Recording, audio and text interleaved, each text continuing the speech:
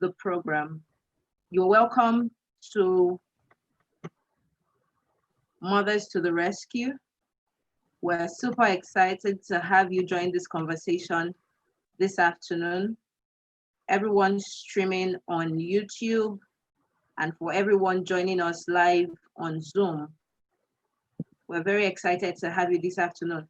My name is Rachel Osikorobia and I am the anchor for the event today. You are welcome, Mrs. Ejafu Perpetual. Can you please turn off your video?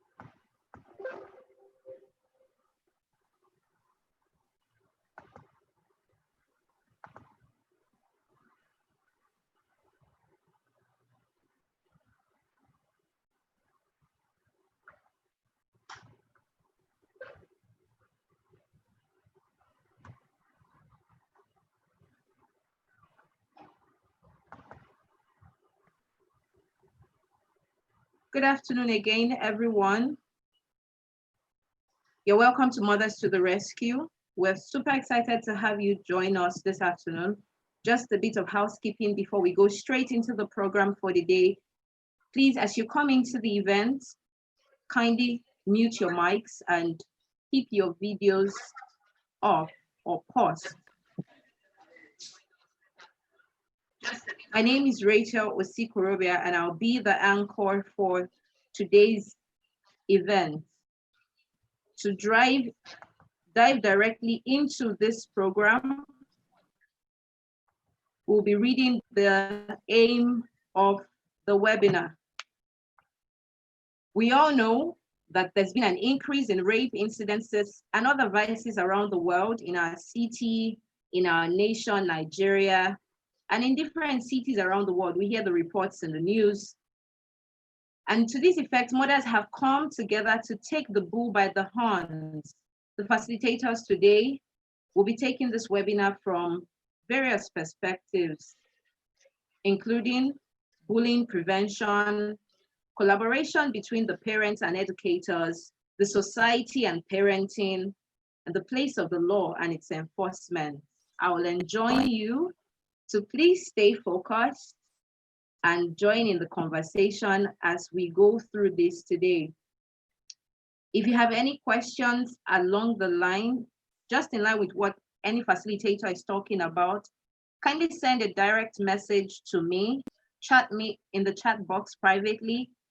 Rachel Osikorobia is the name, and we'll be sure to attend to your questions. Now, because of the sensitivity of what we're talking about today, if you want to share, we promise that your information is kept as discreet as possible, and it will not be shared out. So if your question is very personal, while it is going to be read and the facilitators would answer, we will keep your name privately. So send a message in the chat box privately to Rachel Osikorobia if you have any questions to ask concerning whatever is being talked about by the facilitators today. If you have any questions, again, I would say send a message privately to Rachel Osikorobia in the chat box. If the information is very discreet and you would not want to share it publicly, we promise that your information will be kept safe even as we go through the event.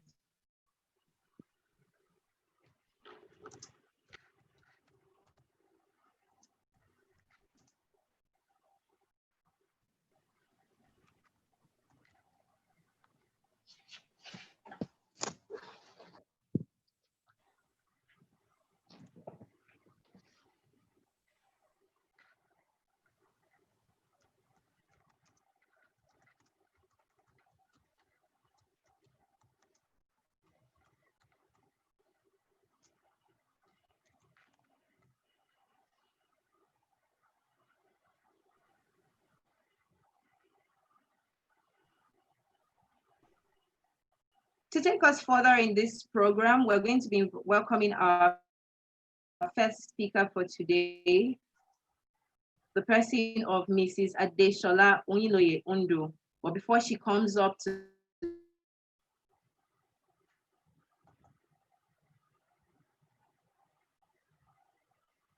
talk about Oyinloye Undu, is a self-motivated anti-bullying advocate, an HRS expert, and a director at Active Projectile Limited. She holds a master's degree in operations management from the Dublin City University and also certified by the Chartered Institute for Personnel and Development, CIPD UK.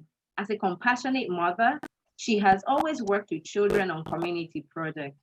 While working on a community project in Ireland in 2004, she set up a homework club and organized a football competition for children as an anti-racism drive. In Nigeria, she organizes summer boot camps. Mrs. Oyinloye Undu, her advocacy against bullying became intense on arrival to Nigeria, and the baby of the family experienced bouts of bullying at school. Of course, she saved him.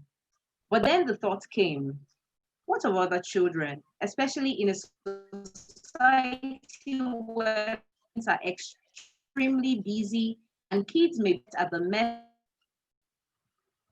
of abusive house helps, only physically abuse them, but psychological and sexually too.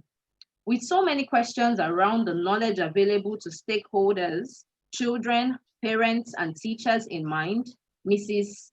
Oyinloye Undu developed an anti-bullying training model, which has now been compressed into a little booklet, Bullying is Not an Option.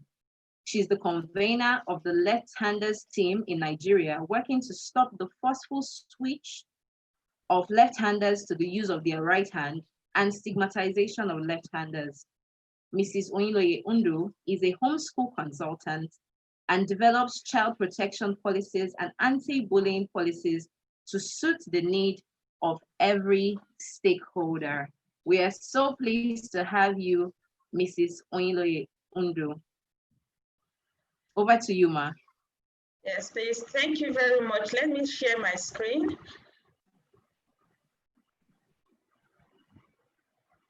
Okay. Good afternoon, everyone. It's nice having you here today.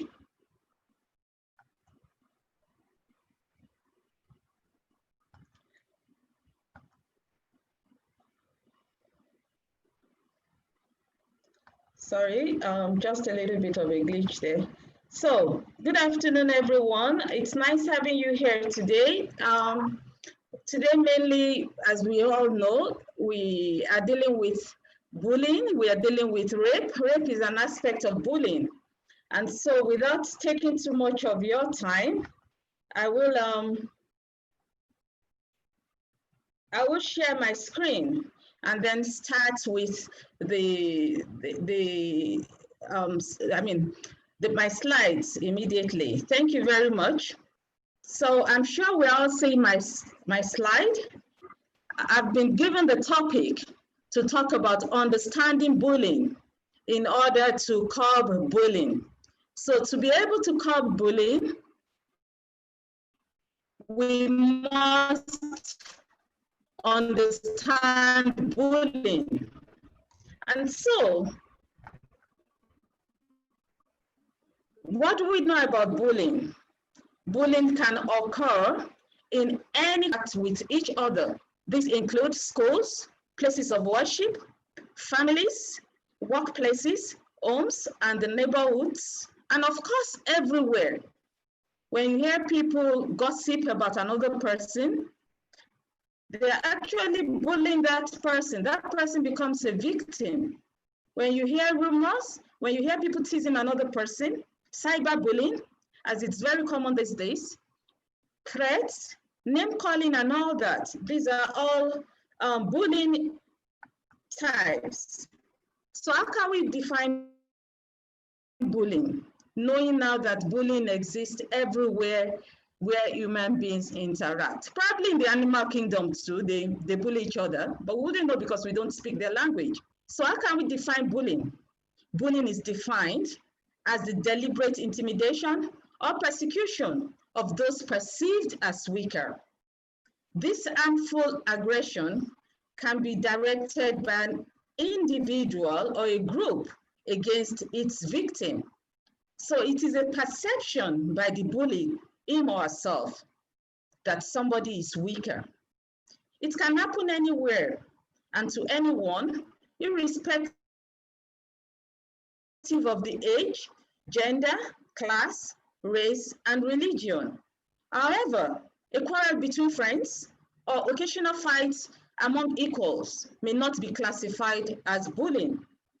The common factor in all this is the use of intimidation as power, resulting in power imbalance due to strength, size, or numbers.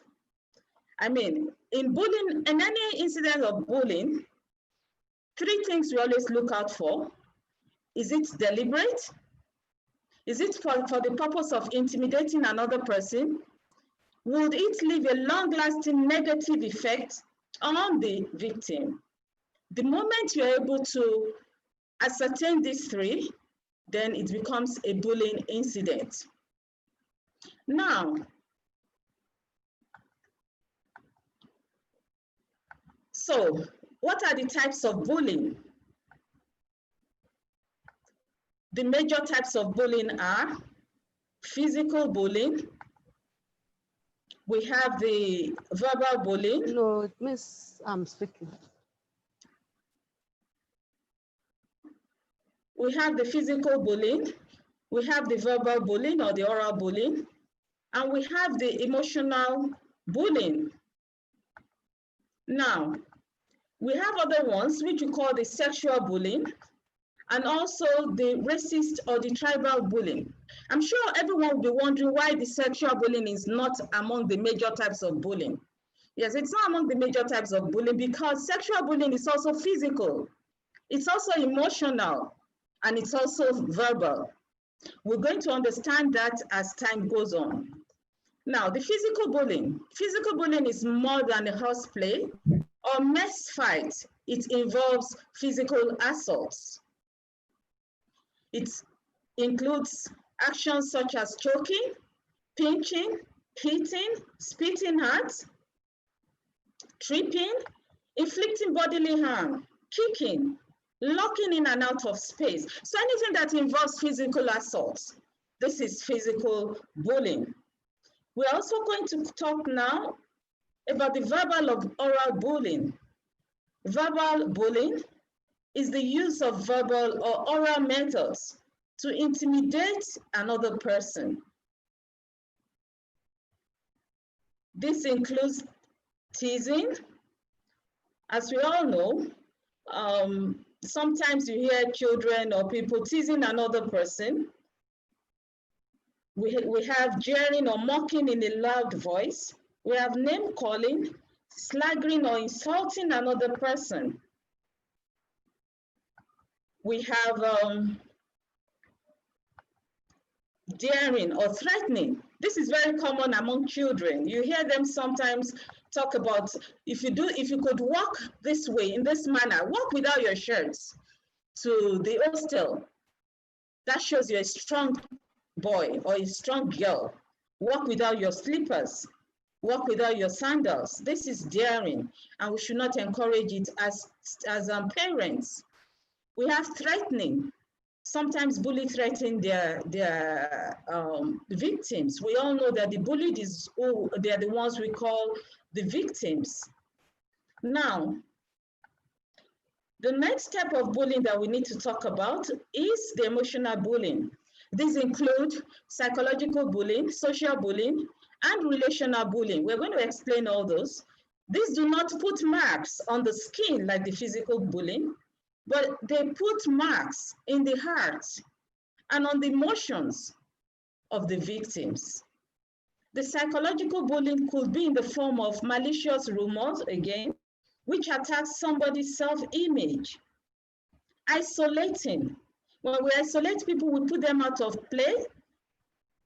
We should watch that with children. It happens a lot among them.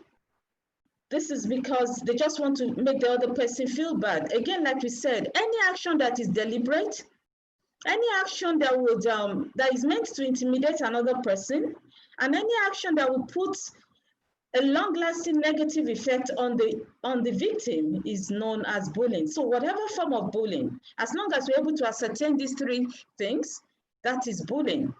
Now, passing notes or drawings, this happens a lot in schools. We must be very careful, educators and parents. Children pass notes, derogatory notes at one another in schools. This must stop. We must tell them they shouldn't do that. Ask children if they do this, if they indulge in this. It must stop. Gossiping, belittling another person. We will know why they do this later on. Ridiculing another person. Writing remarks in public places. This is very common with children, especially in the toilets, because they know that that's where they wouldn't really readily be caught. In the toilet, you see a lot of derogatory remarks. Educators must be very vigilant and to know when children do this, indulge in this. Most times we can always identify their writings. You see them write something like, Femi loves this, or Ade had sex with this. You understand? So, I mean, we have to be very careful and be very vigilant as parents, as educators as well. We have the social bullying. Social bullying involves hurting someone's reputation or relationships. We know that social habits has to do with relationships, relating with another person. So anything that will hurt somebody's reputation or relationship could be bullying, especially when it satisfies the three categories that we mentioned, the three types of bullying, which we said, I mean, the three factors in bullying. Now, social bullying includes leaving someone out on purpose, telling other children not to be friends with someone, spreading rumors again, embarrassing someone in public. Relational bullying, we know that relational bullying has to do with relationships once again. So relational bullying hits at the very heart of one's self-worth. Relational bullying includes ignoring. So we must be very careful, even as parents, when we ignore our children. Is it to correct them? Is it to intimidate them? Will it leave a long-lasting negative effect on them? Because sometimes, I mean, when you ignore your child, the child feels bad, and it will leave a long-lasting negative effect. Now, excluding, it's another form of relational bullying. We could see this in other forms of psychological bullying. Spreading rumors or lies, once again. Public humiliation. Parents, we have to be very careful. Children indulge in this a lot, but parents sometimes make that mistake as well. We go publicly and then we humiliate our children, thinking we're doing the right thing. This could leave a long-lasting negative effect on that child that could kill the child's self-worth. So parents must be very, very careful. As well, we must tell them not to humiliate other people in the public. Social rejection or threatening thereof, making someone do something he or she would not do ordinarily. Remember, we talked about threatening. This is still bullying. Racist or tribal bullying. We are talking now about the racist or tribal bullying. Racist or tribal bullying is an attack on someone due to his or her race or tribe. As we have known before, people make fun of other people. They could even make fun of their accents. I recall all the time when I was in secondary school, sometimes people would say, oh, she's a Yoruba girl, because I would always call my hospital Hatak. I mean, this could be very derogatory, and it could put someone's self-worth down. So parents must be very careful. Children must be very careful not to indulge in tribal bullying. We might not have racist bullying in Nigeria. In some schools, we have children from other races. We have mixed children born of two Nigerian, of a Nigerian parent and of another country. We must let our children know that these children should not be humiliated either by their race or by their tribes. Now, this is very, very important. And this is one of the reasons why we're here today. The sexual bullying. Sexual bullying is the unprovoked victimization of a male or a female, young or old. It could happen to anybody. It happens in Nigeria daily and among all ages. Now, we're going to really discuss what sexual bullying is about. Most people think it's about rape. If we look at my slide, we'll find out that rape is the last thing that is there. Because sexual bullying does not just start in a day. Rape does not start a day. Unwelcome sexual comments. Sometimes people call our children, oh, she's my wife, oh, my husband. This is not acceptable, and we should not allow it. As parents, this is what we call the unwelcome sexual comments. Sexualized name calling. We hear some people talk about body parts of other children. You hear some people say, oh, she has a big boob. She has big boobs. She has big bums. Please, we shouldn't allow it. This constitutes sexual bullying. Or they say, oh, she looks like a boy. Or a boy is fat, he looks like a girl. We shouldn't tolerate it as parents, as mothers. Rumor mongering about a person's sexual behavior. Among children, teenagers, you hear some people say, oh, it looks like he has both sexes. Like he's transgender.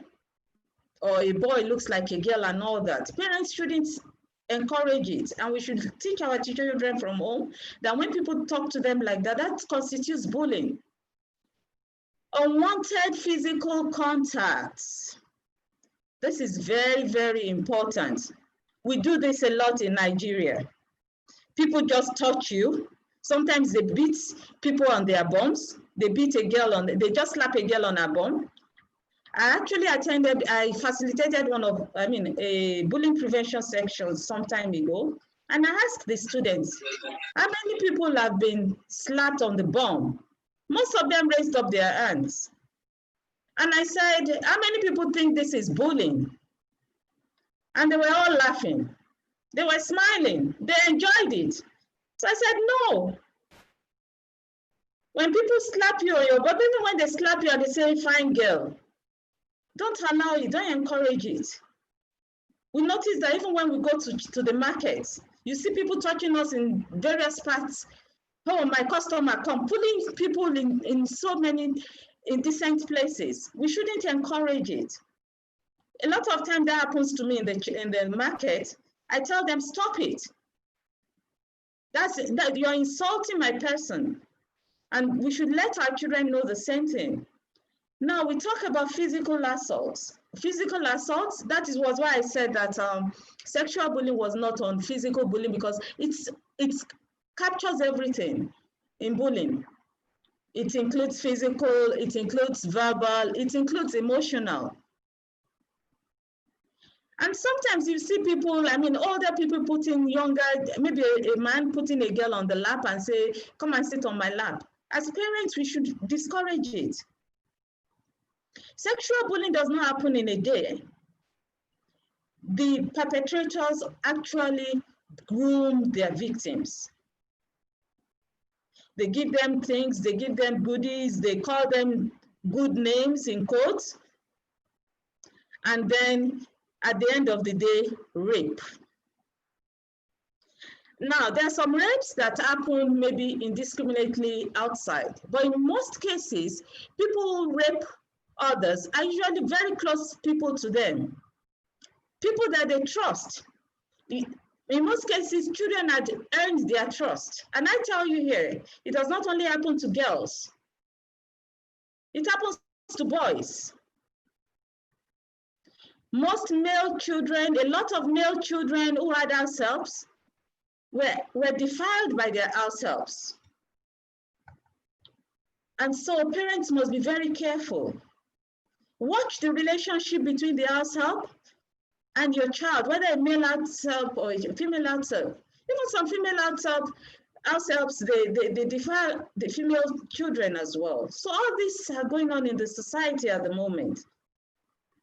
But one thing we must do as parents is we must train our children to know good from bad at early age. My other colleagues, my other facilitators my colleagues will also talk more into this. I will only talk about the bullying aspect of it so that parents know when these things are going on and what constitutes bullying. Please don't indulge people touching the children anyhow, calling them names, my husband, my wife. That is why we are parents, to put checks and balances in their lives. Bullies come in all shapes and sizes. I tell you that they are bullies, whether they are big or tall or short or thin or fat, they all share common traits in that they often have poor social skills and judgment with few or no feelings of empathy, compassion, guilt, or remorse towards other people. So what does this mean? When a child starts exhibiting traits such as you correct the child and does not have any, is not remorseful, or sometimes you see the child not playing well, being a team player, or pulls people down, belittles other people, these type of children are already exhibiting the traits of bullies. And parents shouldn't just, keep quiet or smile over it, even to their siblings. A child who belittles the sibling is suffering from something. We'll go through that later. In most cases, to overcome their own insecurities, they like to dominate others and put them down so that they feel more powerful or interesting. These are bullies for you. In most cases, they are trying to overcome their insecurity. We all understand why they are trying to overcome their insecurities. And so they need somebody to use to cover up for their insecurity by putting those people down. And we should not encourage it as parents.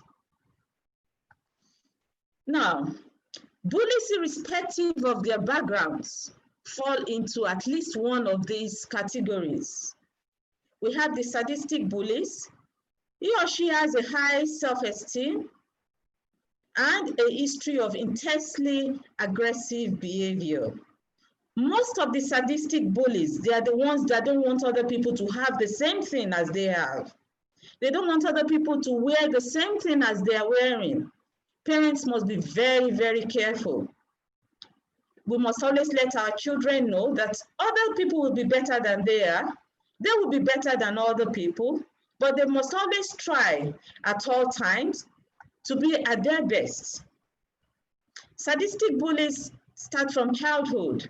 We should watch out for the trait. Sometimes you just find out that they would not just want to other people to have what they have. These are bullies, sadistic bullies, we call them. An anxious bully suffers from low self-esteem. A reactive bully is hurting by something such as family crisis, and as such lashes out at other people for help. An underachieving bully, he or she is struggling academically or socially and seeks status by bullying. The bully victim, he or she has been bullied him or herself by someone else, and wants to vent the hurt and the anger on someone who he or she perceives as weaker than him or herself. In most cases, we call them bullies who become the master of the game.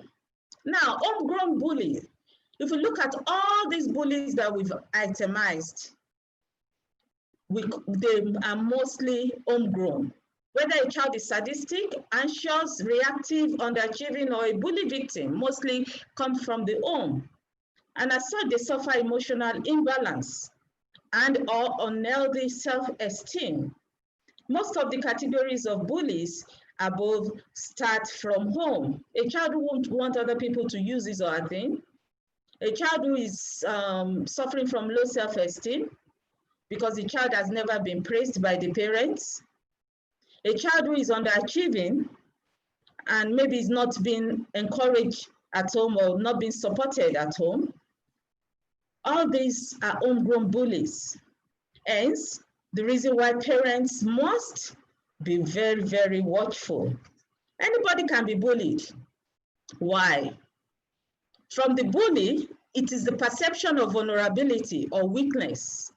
The bully thinks the other person is vulnerable. And that's why parents must never put the children in a vulnerable position. Sometimes we tell our children, go and stay with somebody. Go and live with someone.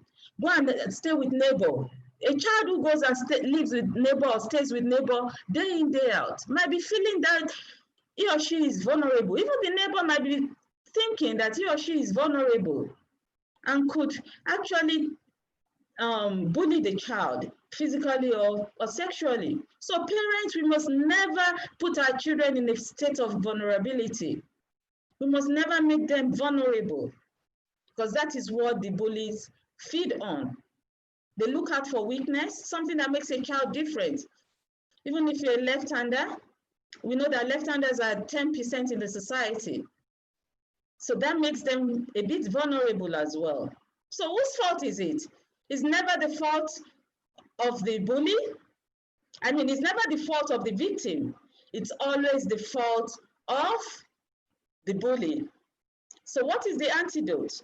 The antidote is instill self-confidence in every child. How do you instill self-confidence in every child? Please, please, parents, support a child. Encourage your child to speak out. Let them know that if they have problems in school, the next day you're dressing up and going to the school to fight for them. Never shut up a child. You cannot control the thoughts of a bully, but you can indeed control the reaction of your child to bullying. Please, parents, stand up for your child when needed, please. Never shut them down. So who can help? Parents, you can help. Schools, educators, communities, bystanders, you can help. So who are the bystanders? The bystanders, this is the audience that is usually around when the bully carries out his or her act. The bystanders, as I always say, these are the fuel on which bullies feed. They feed on bystanders' presence. And so what do we tell our children? Please tell them when they become bystanders in any bullying incident, they should move away because bullies want people around them. We all know that they are trying to just show their strength. Otherwise, if the bully is older than them, they could go and call a teacher or an adult, but they should never stay around a bullying incident. They should never gather around bullying incidents. When bullies don't see people around them, it weakens them. When they don't see people supporting them, it weakens them.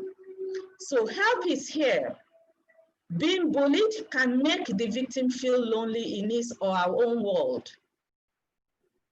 As parents, please listen to the bullied. Don't assume he or she is just blabbing. Watch out for bullying, aggressive behaviors in children. I mean, every parent, all our children, every parent will say that the children are all angels. But please, we must be realistic. We have already talked about the traits of bullies. When you see aggressive behavior in a child, some children as little as 3 years old, you see them throwing their toys away, throwing their dolls away. It is time for parents to say no, because that is already that type of child is already exhibiting aggressive behaviors on the siblings, on people in the house, not showing respect.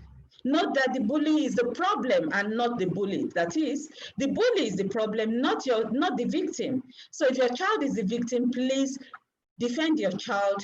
Don't shut him or her down.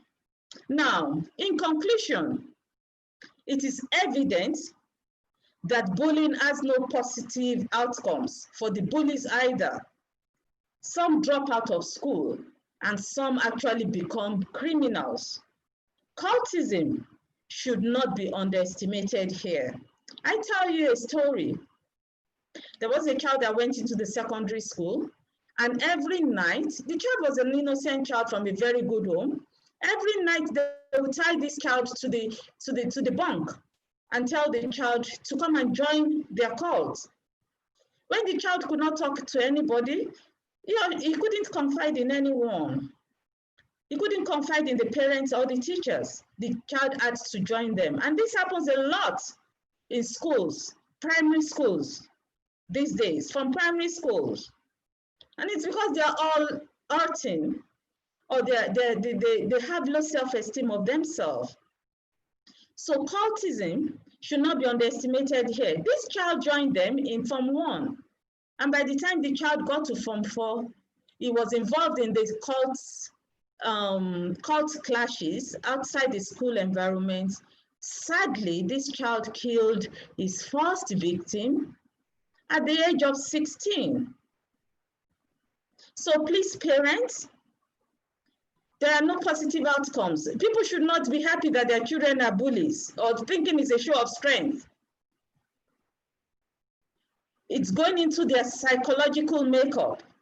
Most bullies don't even have time to study. So they drop out of school at the end of the day, they become criminals, they go into cults. And like we said, most cultists are sadistic bullies. They have a very high esteem of themselves. Sometimes they recruit the ones that have the very low self-esteem of themselves. So they could be sadistic bullies, that is cultists. They could be anxious bullies, and others are bully victims. Probably they were initiated in one way or the other, like the child that I said was always being tied to the bunk at school.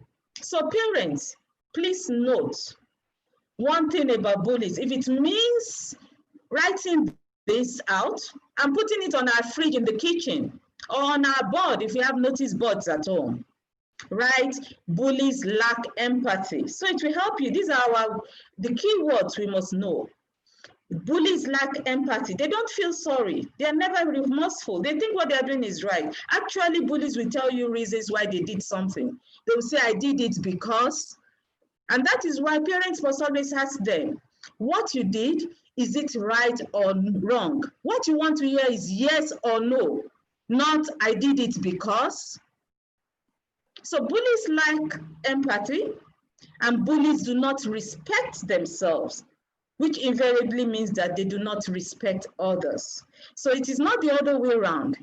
When we see people who are disrespecting other people, it actually shows that they do not respect themselves. If a child does not like to be pushed, why would such a child push other people? So having talked about bullying enough this afternoon, I'm sure we've been able to learn a lot to know what constitutes bullying, how we can help our children, and how we can identify bullying. Like I said, 3 things stand out clearly, which educators and parents should go home with. Is the action deliberate? Is it for the purpose of intimidating another person? Would it leave a long-lasting negative effect on the victims? The moment we're able to say yes to these 3, that satisfies an incident of bullying, and it must be dealt with appropriately. We'll learn more about how to deal with the acts of bullying when the other facilitators speak this afternoon. Thank you very much, and thank you for listening. God bless.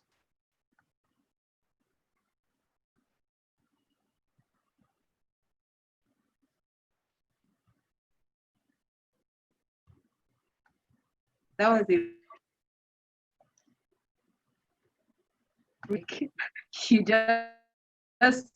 You just gave us a whole bag of on, and this you've expanded so much on the topic.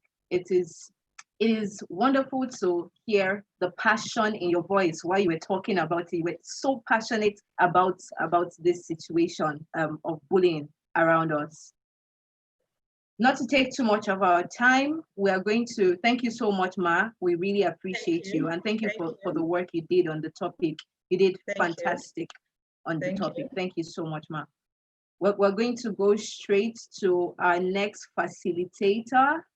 Our next facilitator is going to be talking to us about the collaboration between educators and the parents. Our first facilitator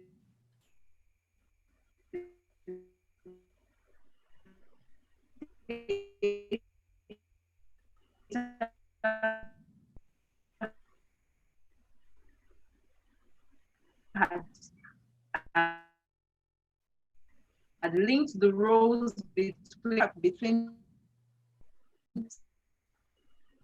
teachers and Olubunmi Shalako. But before she comes up, I'm going to be reading her. An education consultant. She was educated at the University of Lagos, Nigeria, where she obtained a Bachelor's of Arts honors degree in English and education, and also a master's degree in adult education. She also obtained a higher certificate in humanity in borderland studies from the Dundalk Institute of Technology, Dundalk, Republic of Ireland. She is married with children. Please join me warmly welcome Mrs. Olubunmi Shalako. Good afternoon, everyone. Thank you, Rachel. I warmly welcome everybody to this session, and I'm hoping that we all enjoy it. I just want to say a little bit about myself. I actually trained as a teacher for the 3 levels of education, the primary, the secondary, and the tertiary. And I worked in Nigeria for 17 years before I relocated to the Republic of Ireland. And I've been in the education system ever since then. A few years ago, I had to do a personal research. It's a comparative study on the educational system in Ireland and Nigeria. And that opened my eyes to a lot of things that is happening in Nigeria. And just of recent, I was in Nigeria. That was 2012, between 2012 and 2016.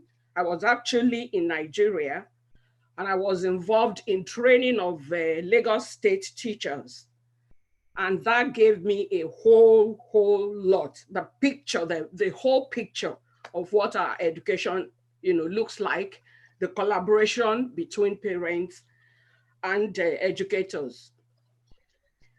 And we all know that the parents are the primary educators of their children. And a lot of them mirror what they see at home. When they walk through our doors into the school, they came with a lot of, difficulties, some from dysfunctional background, like children who have witnessed violence, sexual abuse, and a whole lot of things like that. So these are the children that we always have coming through our doors. That doesn't mean that others are not good. There are very good ones among them, but the little that comes in with these difficulties, if they are not well managed, they are capable of disrupting the whole school system.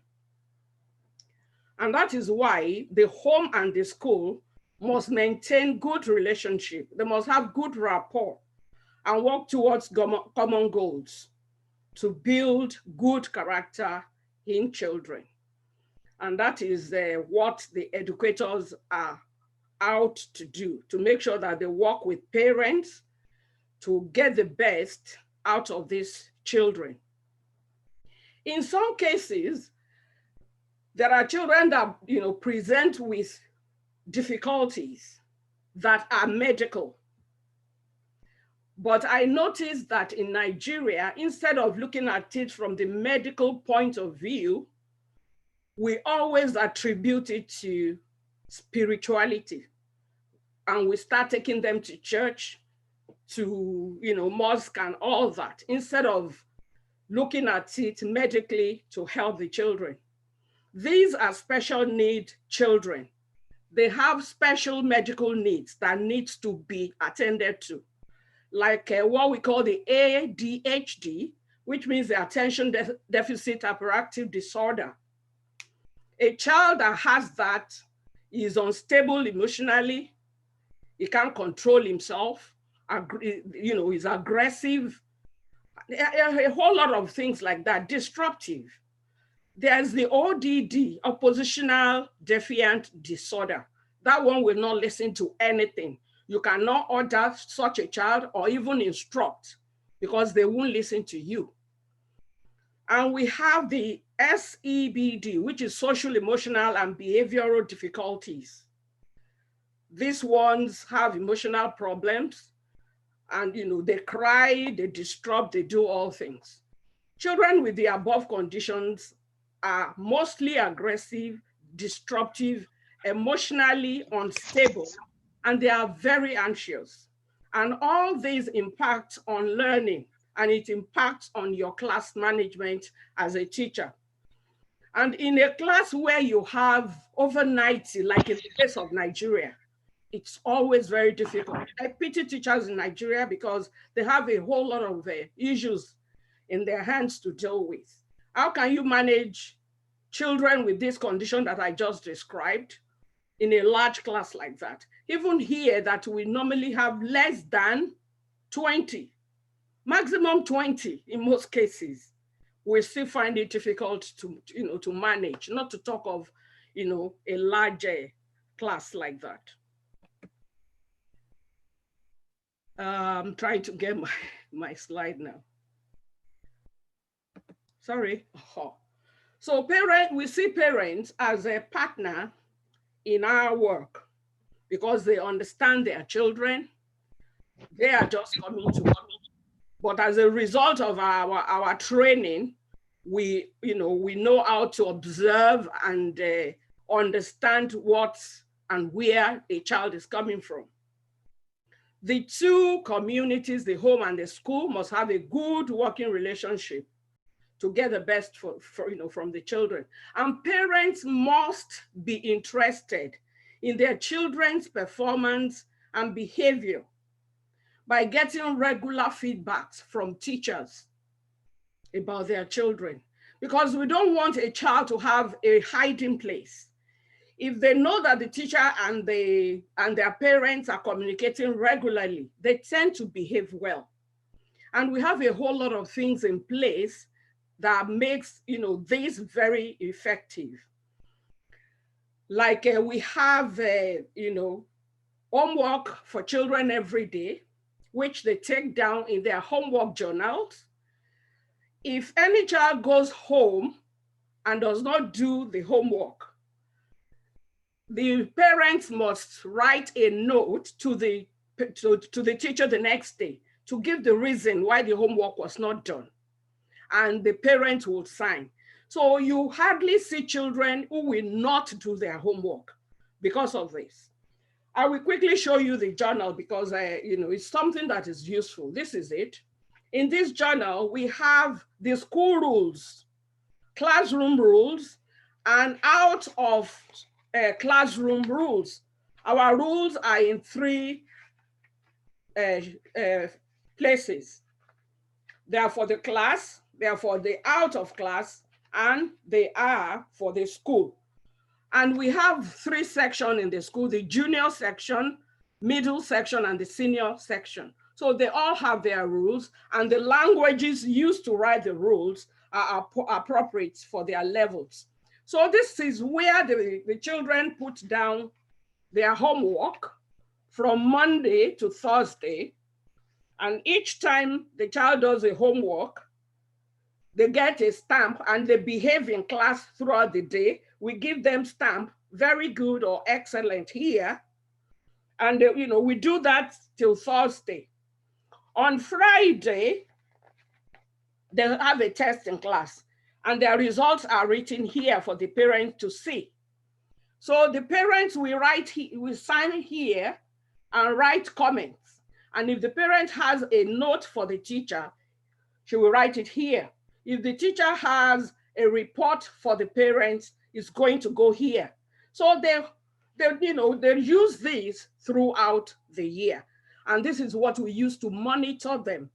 If a child is absent, the parent needs to write there why that child didn't show up in school. So all these ones that we use help to keep their attendance record, ensure they do their homework, ensure they are behaving well, and all that. And I've talked about the regular attendance. Okay, now parents should make sure that they attend the parents-teachers meeting, because that one is very important. And it's unlike the one you have in Nigeria, where all parents are in the hall talking, and the executive will be, talking of their finance and all that.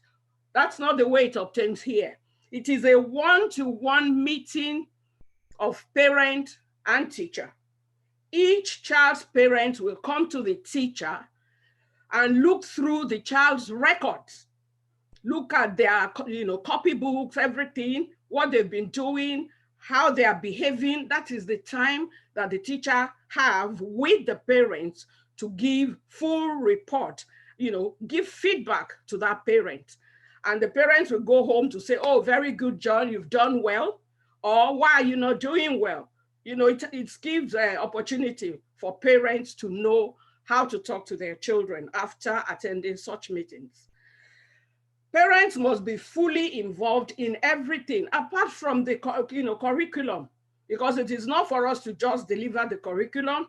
We are there to build their social skills. We are there to promote extracurricular activities, and we employ parents to always get involved and encourage their children to participate in these activities, such as sports, diversity day, Christmas concert, drama, and everything.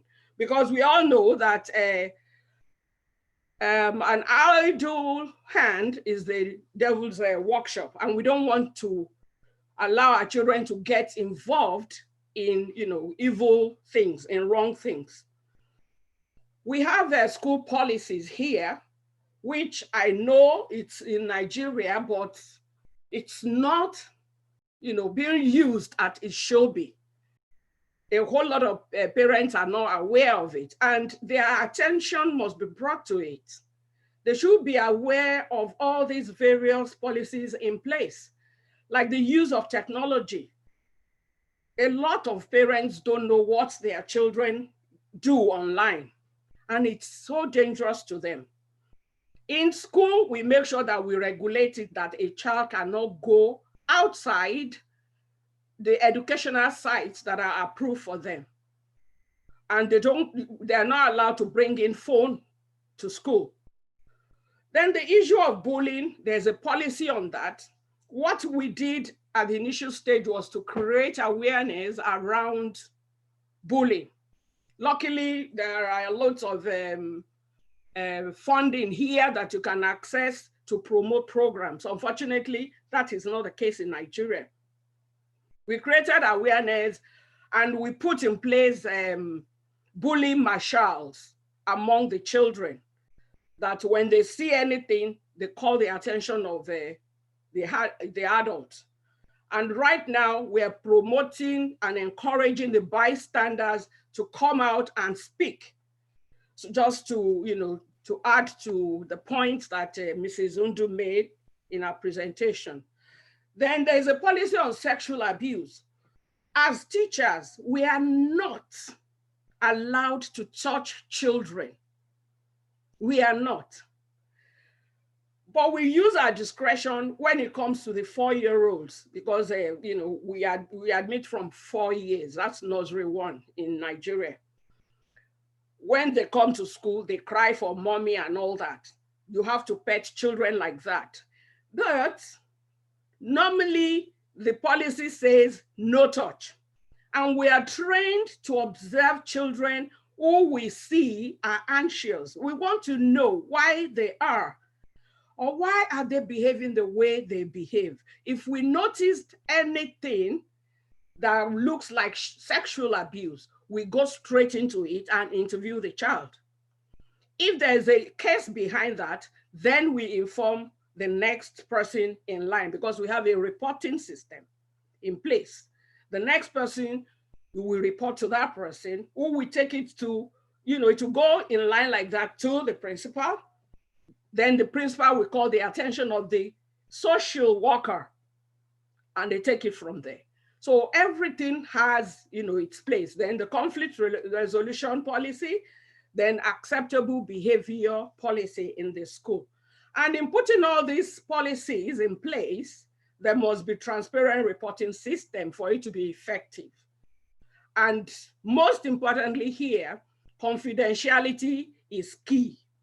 Because if there's no confidentiality, even the child will not want to talk, and you won't be able to help such a child.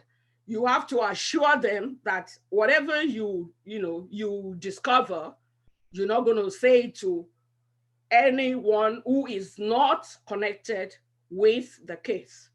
So that one, causes a lot of issues of sexual harassment and sexual abuse. Effective discipline is another area that teachers share their wealth of knowledge with parents, because we discovered that the traditional way of discipline has failed, because our children are miles ahead of us at this point because of technology. So we have to move with the time ourselves as parents and educators to ensure that we can predict the next step that a child is about to take. The first thing we do when a child walks through into our classroom is to make sure that we set boundaries, because children want to do whatever they want. No child wants to listen to orders or take instructions. Like I always say that no one is, born with self-discipline. We have to build it along the line. So the first thing is to set boundaries, and our boundary is to make laws in class rules or class contracts. But we make sure that we don't just drop the rules on the children. We involve them. We ask them to make the laws that they think will work for the class. They come up with it. They are the one that we verbalize it. I will just write on the board whatever they say. But I'll make sure that if it's not well put, I put it properly, and I will explain it to the others to understand. In doing this, they are taking ownership of the laws. You are not the one giving rules now. They are the ones setting their rules by themselves. So it becomes easier for them to abide with, to keep the rules without breaking. And when they set the rules, they set the consequence. And as the adult in the room, you make sure that when that rule is broken, maybe you have given warning once, twice, and it's time to apply your consequence. Make sure you apply your consequence to the last letter. Otherwise, you just be taken as a toothless bulldog who cannot do anything. And I always advise all educators and parents to make sure that they catch their children doing good. And what this means is, whatever good a child does, make sure that you appreciate them, you praise them. And I always do that in class while I'm teaching. I can just say, oh, that's very good, especially when I'm dealing with the children, the needy children among them, and they are doing the right thing. I'll just stop and say, oh, very nice, John, you are doing so great. And anyone who is not behaving at that time, I may not say anything. I will just ignore it. So I always advise, ignore minor offenses. because you don't want to reinforce the bad behavior. So you ignore minor offenses unless something really, really key that you need to talk about. Just ignore it. In that case, I use proxy praise. Instead of talking to the child who is misbehaving, I will affirm the child that is doing well. John is misbehaving. Biodun is, complying with my instruction. I'll just say, oh, Biodun, you are doing great. John will hear that and adjust himself. So with that, you are reinforcing the positive behavior rather than the negative behavior.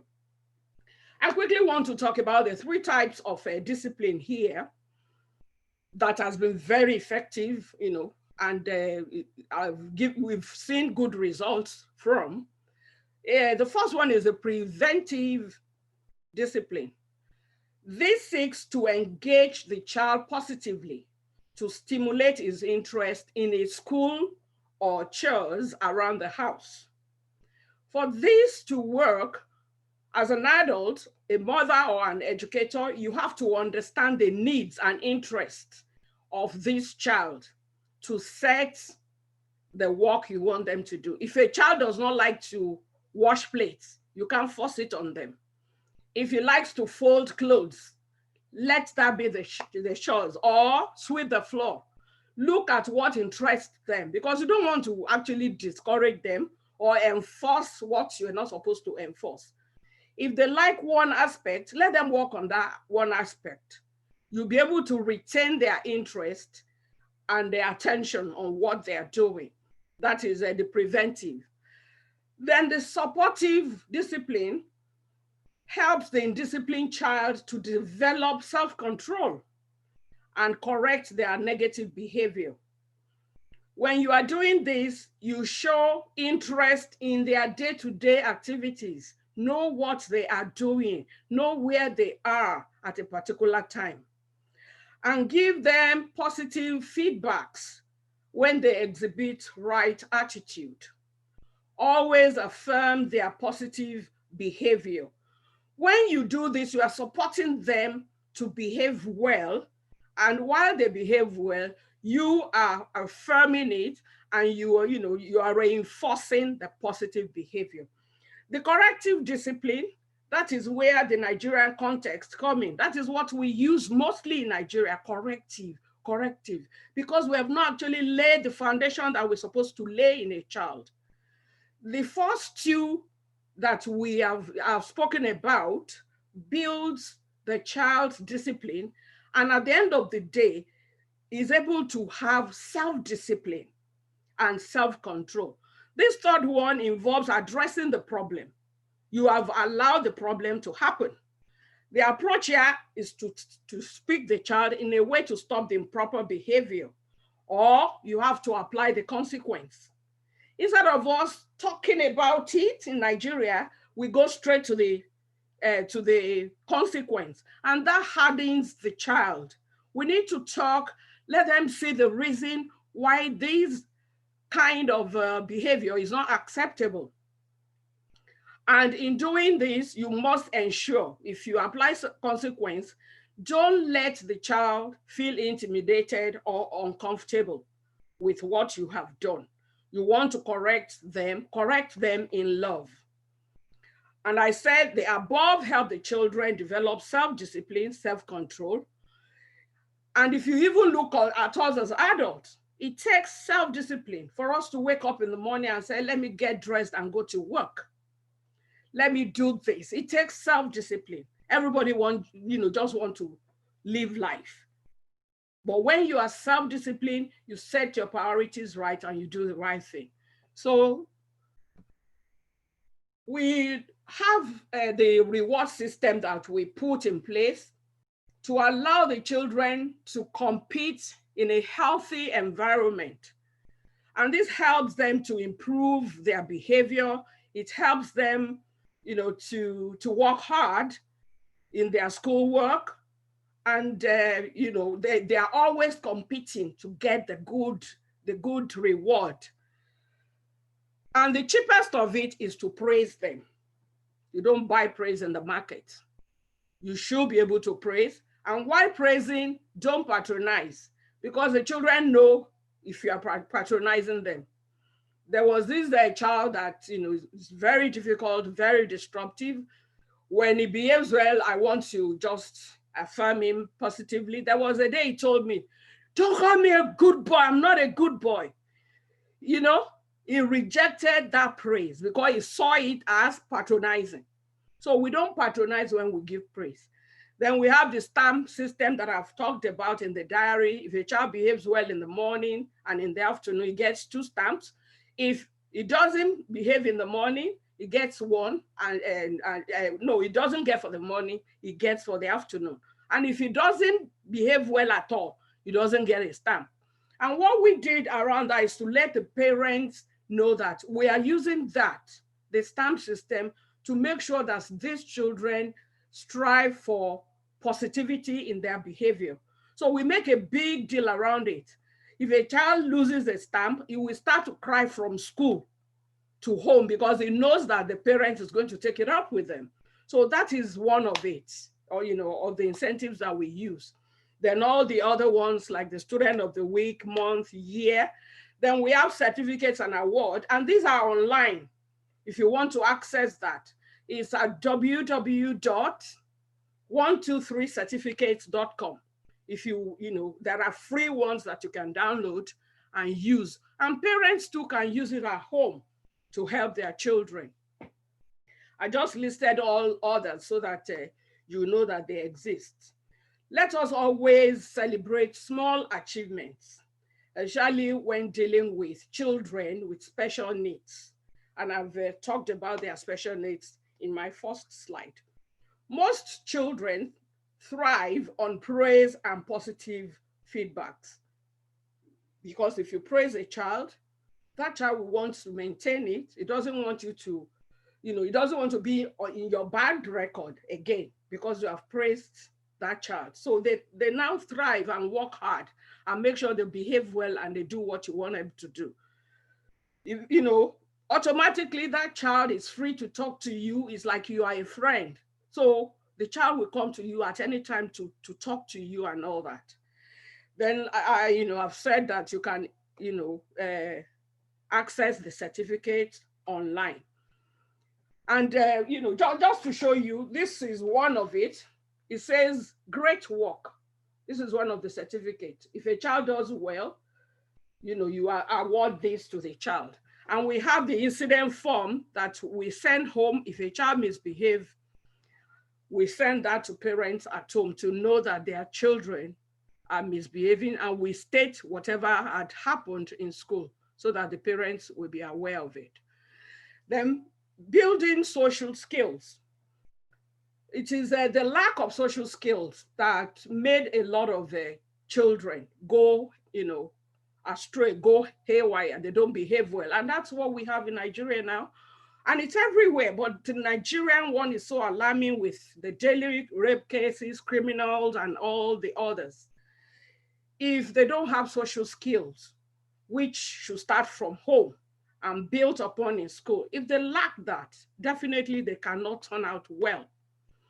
So we try as much as possible to make sure that we build this in school. Unfortunately, social studies and moral education, even history, are no longer part of the curriculum in Nigeria, and it's a shame. A nation that forgets our history is doomed. How do we learn from the past leaders? I learned a lot from Chief Awolowo. All these great men who fought for our independence. If you ask our children's generation, they don't know anything about them because there's no history to tell them. These are impacted negatively on our children. But all these subjects are being done here. Irish don't play with their history. It's a religious country. They teach moral education, and it's helping the children. Not that we don't have the bad ones, but they are minimal. This is what I'm trying to emphasize here.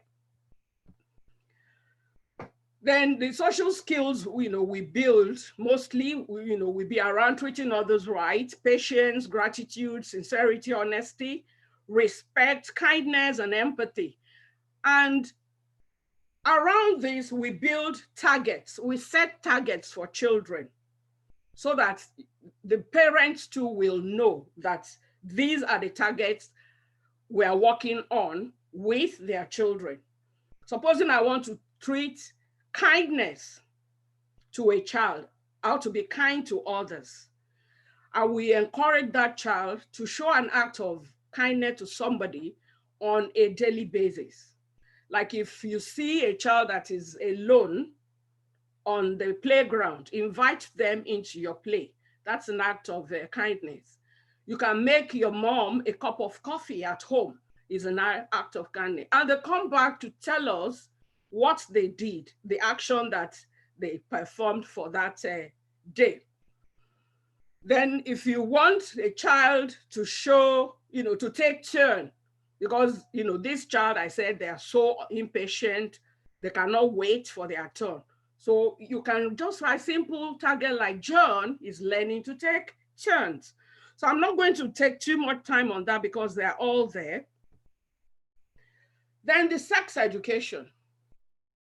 I notice that in Nigeria, a lot of parents don't want to talk about sex education with their children because they think it's going to corrupt them.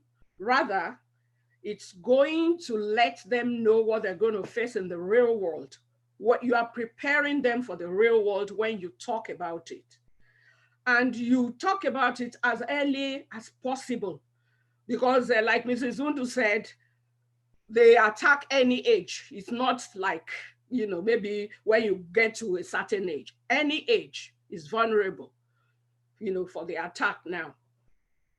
We just make sure that whatever we teach in sex education in school is age appropriate. And at home, we encourage parents to use age appropriate language so that children will understand. Make sure you talk about it to them.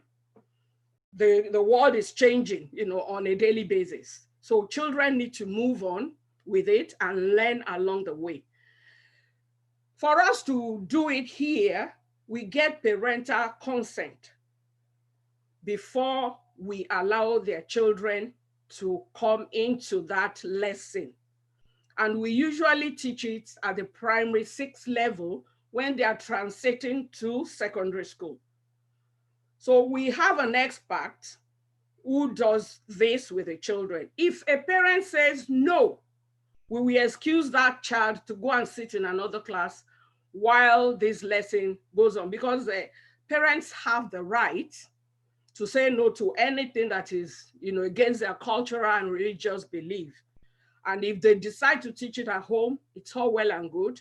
All we're about is to ensure that every child, knows what all this is about, so that they don't fall victim of this when they go out. I haven't spoken about all these methods that we use and how we work with parents. When all this is done in conjunction with parents' approval, there is no hiding place for the child, like I said. And children tend to behave well with these early interventions that we have put in place, because we are doing it at school and we are carrying the parents along to do it at home. So the collaboration will definitely work well. And children like this record good school attendance. They develop good and healthy relationships with others at the end of the day. They feel very secured and they feel very confident. They are able to initiate conversation with an adult. Even when you don't know what is going on in their heads, they come to you and talk, because we have built all these things in them along the way. They can express their feelings. They know how to verbalize feelings, tell you how they are feeling when you ask. And they are able to trust and confide in you as an adult. If they can talk to you in the school, it means they are free to talk to their parents as well at home. My recommendation for this session is to advise people to go online, because we use what we call the restorative approach. That is to restore the children to the condition that we want them to be, to restore their bad behavior to the positive one. So when you Google restoration approach, you read a lot about it. And there's another one that is a nurture group. They have a whole lot on how to, to train children, positive parenting and all this. Then the incredible years, what you can do from the early ages of children. These 3 projects are online. Please, I will advise that we all Google them and learn more. Because of the shortness of the time for this session, I will advise everybody to make sure that they read this. Thank you very much. I'm just going to stop there and await questions after this. Thank you. Thank you very much, Mrs. Shanako. Thank you for the informative, educative, and very insightful session. It's been one beautiful ride. Thank you for linking dots and for those of us who haven't learned about a whole new perspective and Ireland, to help us see things through your own lenses. Very shortly, we are going to have a break, a bit of music interlude for about 5 minutes. When we come back from that music interlude, we still have 2 fantastic facilitators who will be talking to us about the society and parenting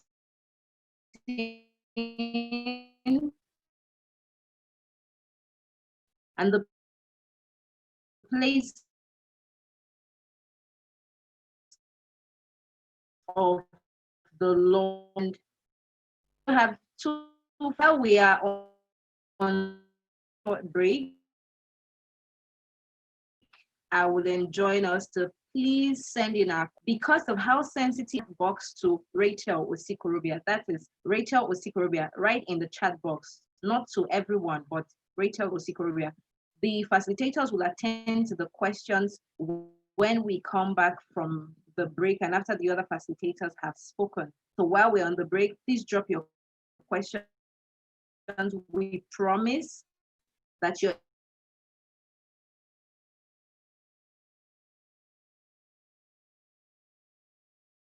information is confidential and would only read. Will, thank you.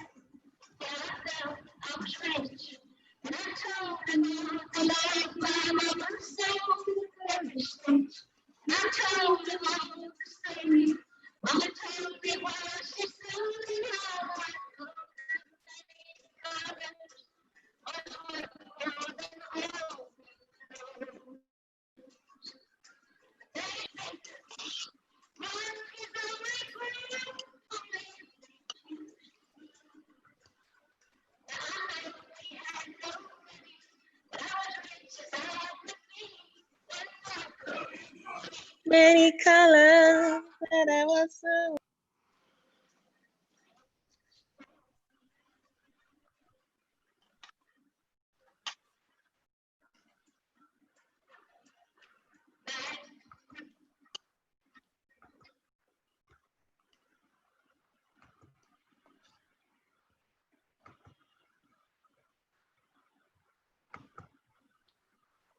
Thank you very much, Mrs. Undu, for that music. Yeah, such nostalgic feeling.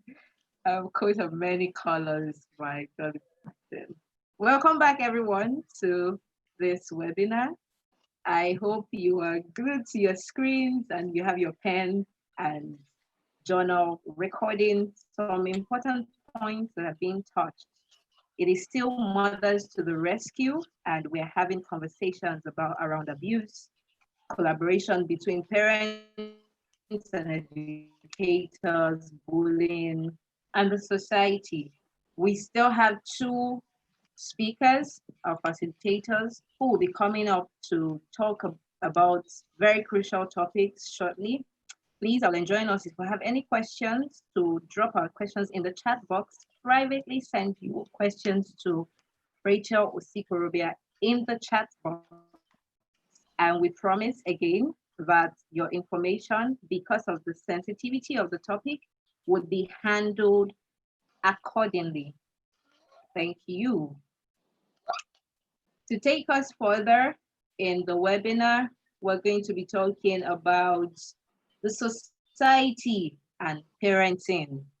We have an excellent facilitator coming up to talk to us about the society and parenting. Her name is Mrs. Ada Dugan. Ada Dugan is the managing director of Career Anchor Consulting Limited. She's a law graduate of the School of Oriental and African Studies, University of London, Law LLB. She has an MBA in Industrial Relations and Personnel Management from the City University, London. Ada's work experience spans about 32 years, of which 10 years was spent as a legal counsel in the legal department of the Nigerian Industrial Development Bank. Thereafter, she worked as TQM manager for a year at the Gulf Bank of Nigeria PLC. She also worked at the KLM Royal Dutch Airlines as human resources manager, as a post she held for 10 years. She's a member of the Nigerian Institute of Management and an accredited management trainer by the Center for Management Development, CMD, with experience in curriculum development and facilitation of courses in soft skills. She's also an associate member of the Nigerian Institute of Training and Development. Ada is both a member and a resource person for the Chartered Institute of Personnel Management, CIPM, Nigeria Employers Consultative Association, Human Capital Partners, HCP, Lagos State Pension Commission, LASPEC, and Precepts Consulting Limited, amongst others. She's engaged in HR consultancy, a proficient management consultant, and seasoned trainer. She enjoys growing people and has a rich experience in human capacity building, particularly with regard to soft skills. She has designed and delivered various soft skills trainings, which include human resources training, talent management training, career management in the 21st century, communication and interpersonal skills in the workplace, leadership development, excellent customer service, emotional intelligence, amongst others. Kindly join me welcome Mrs. Ada Dugan.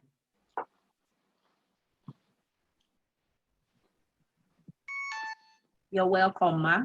Over to you, Ma.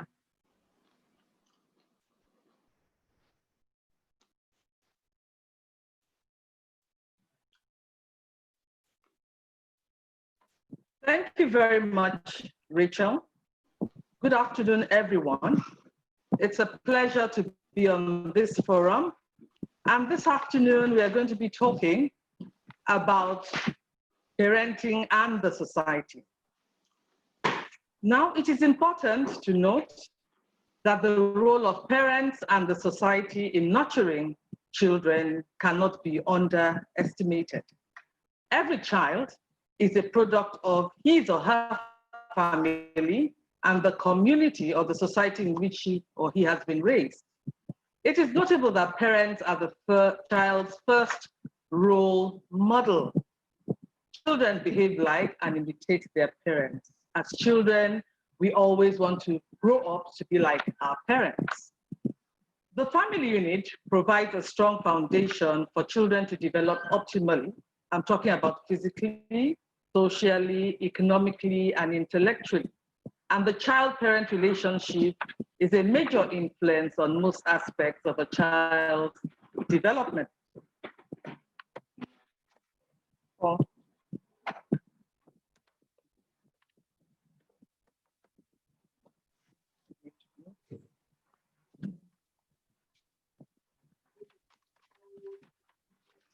Excuse me, we're trying to move to the next slide.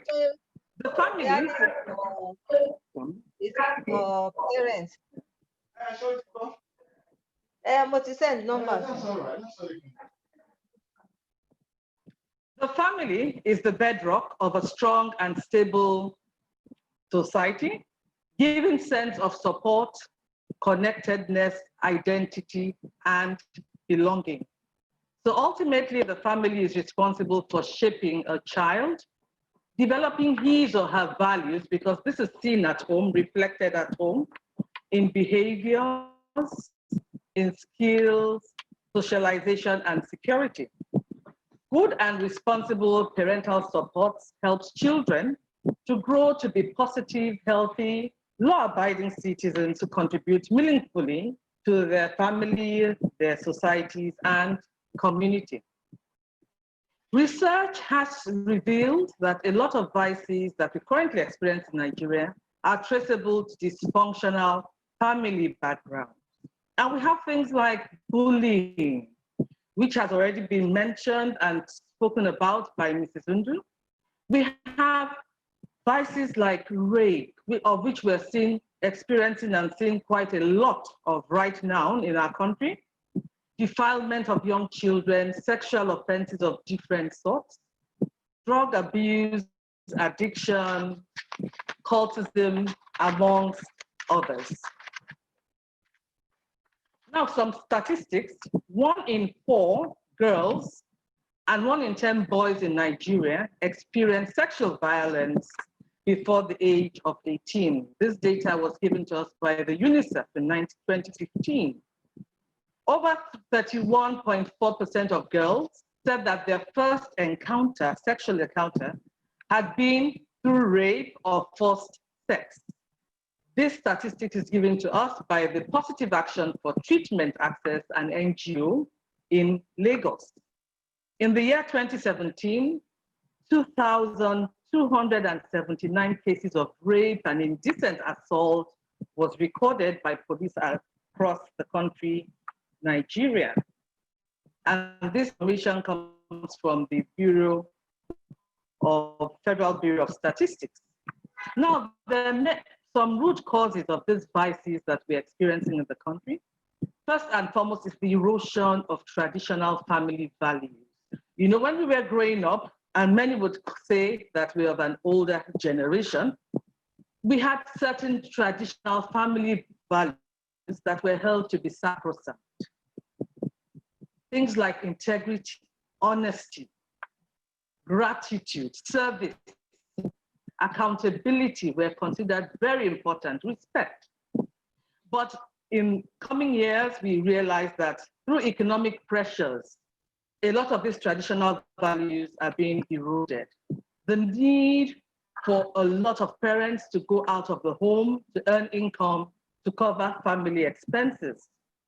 We also have some misplaced values and dysfunctional parenting.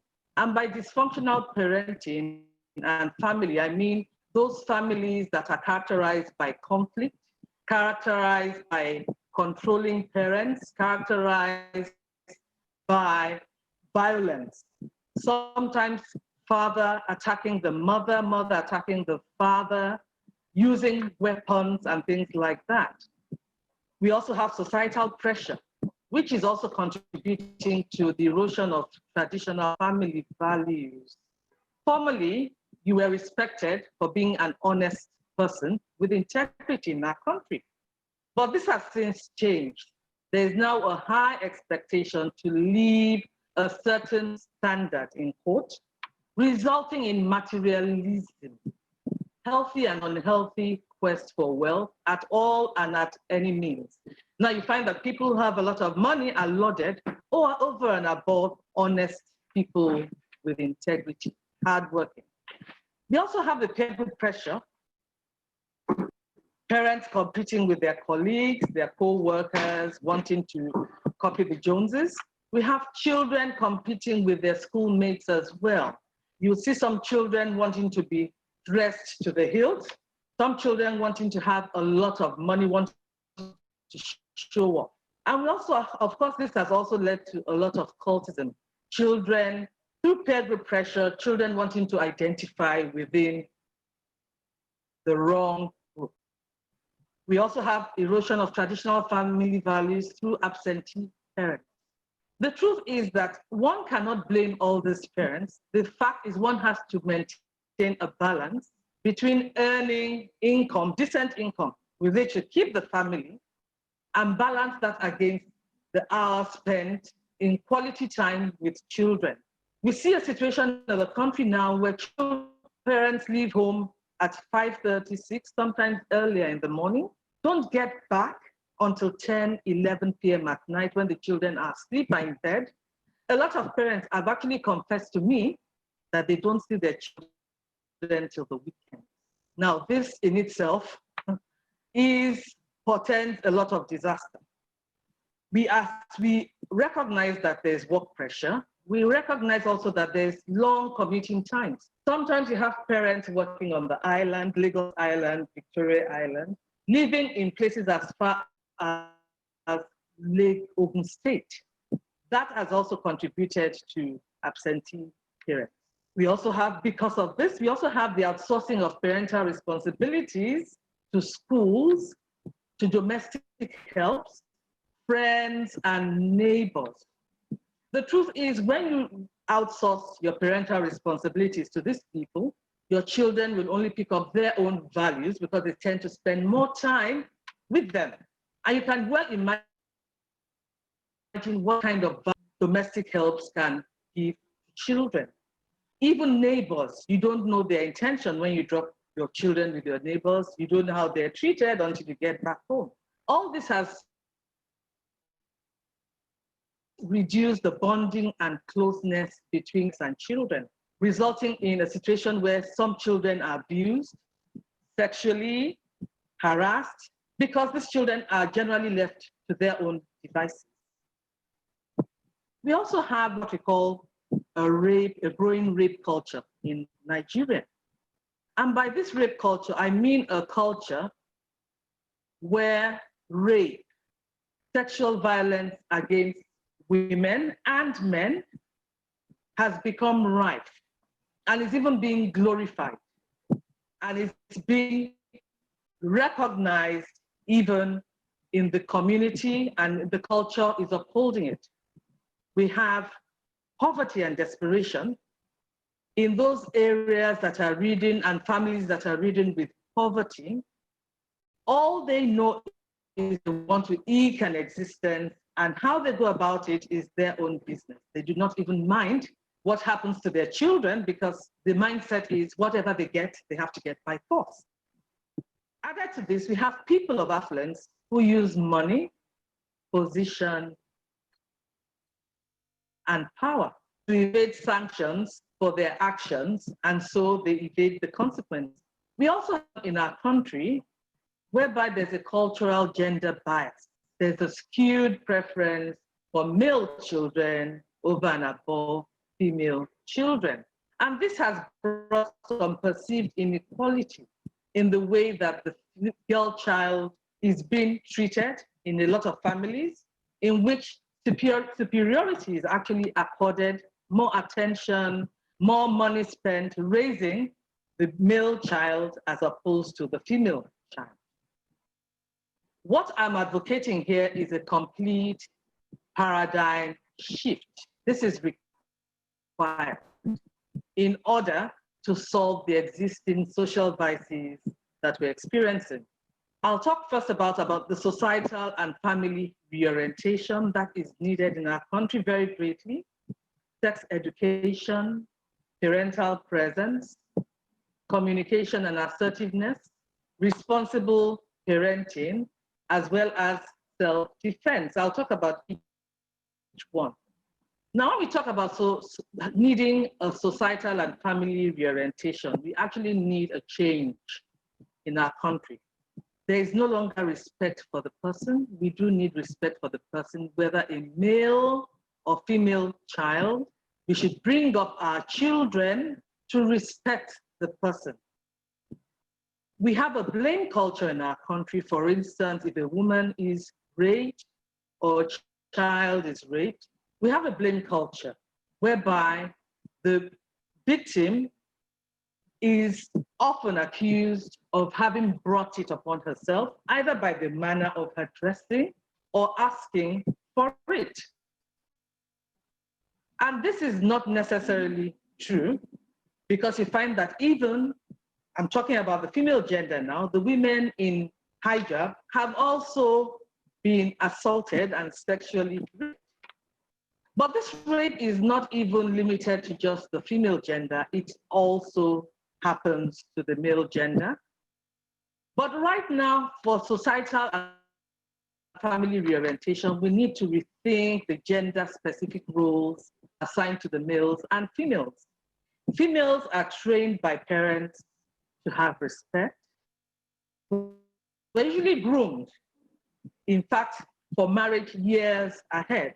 Be submissive, don't be demure, don't be argumentative, don't be quarrelsome, learn how to cook, learn how to clean the house, take care of the home.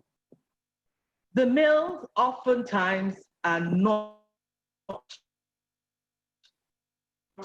If anything, they are encouraged to be brought up in a manly fashion. Men don't go. You find in some families, men don't go into the kitchen.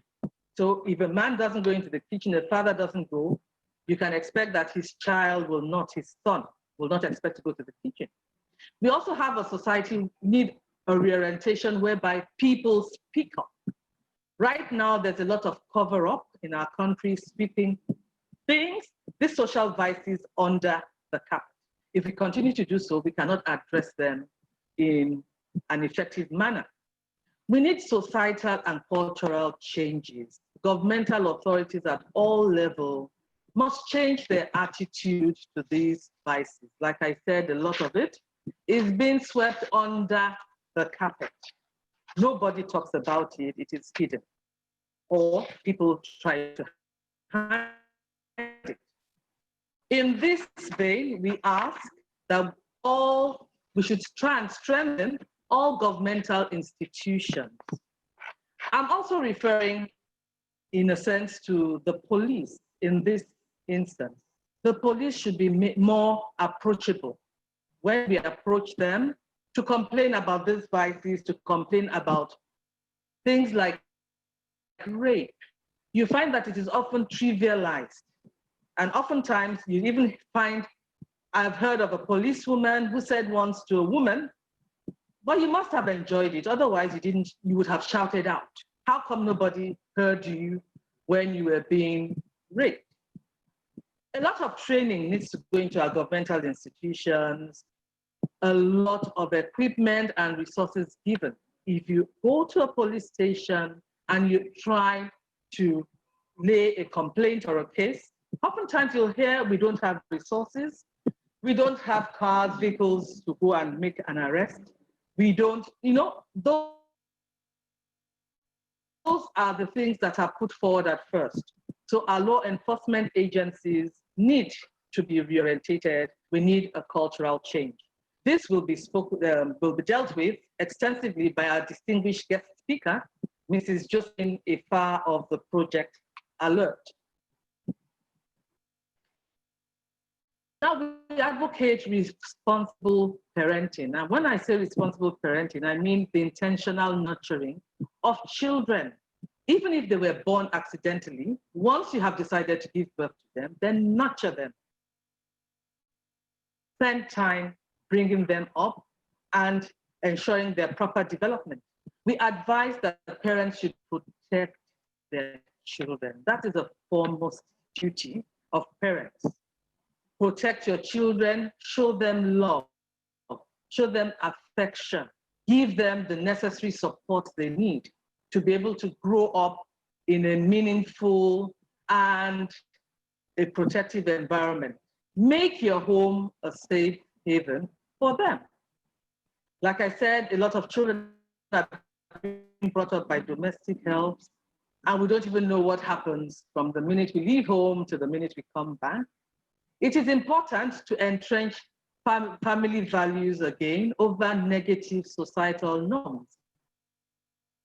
The societal norms in Nigeria now speaks and cries money, money, money at any cost. Let us entrench the old-fashioned family values: respect, accountability, honesty, integrity, compassion, service. Let us instill those in our children even from a tender age. Responsible parenting means also that we are discerning and we screen the people we leave our children with. We've seen a lot of videos whereby the house helps have ill-treated children, sometimes being brutal, kicking them and making all kinds of sexual advances to them. Please screen the people with whom you leave your children, and if you can, have a CCTV device in your home whereby you can monitor what is going on firsthand. Discipline and set boundaries for children. If we don't discipline our children and set boundaries for them, they grow up to be unruly, they grow up to be bullies, they grow up to be able to accept laws and be guided by laws. So even from a tender age, let us set boundaries with our children. We teach them what is and what is wrong. We tell them, for instance, that your body belongs to you and you alone. Nobody should be found touching you in the wrong place. We teach them, for instance, that they should not visit certain internet sites. And if possible, block those sites so that they don't visit. We should teach them that there is also their boundaries. Even with friends, you have to maintain certain boundaries.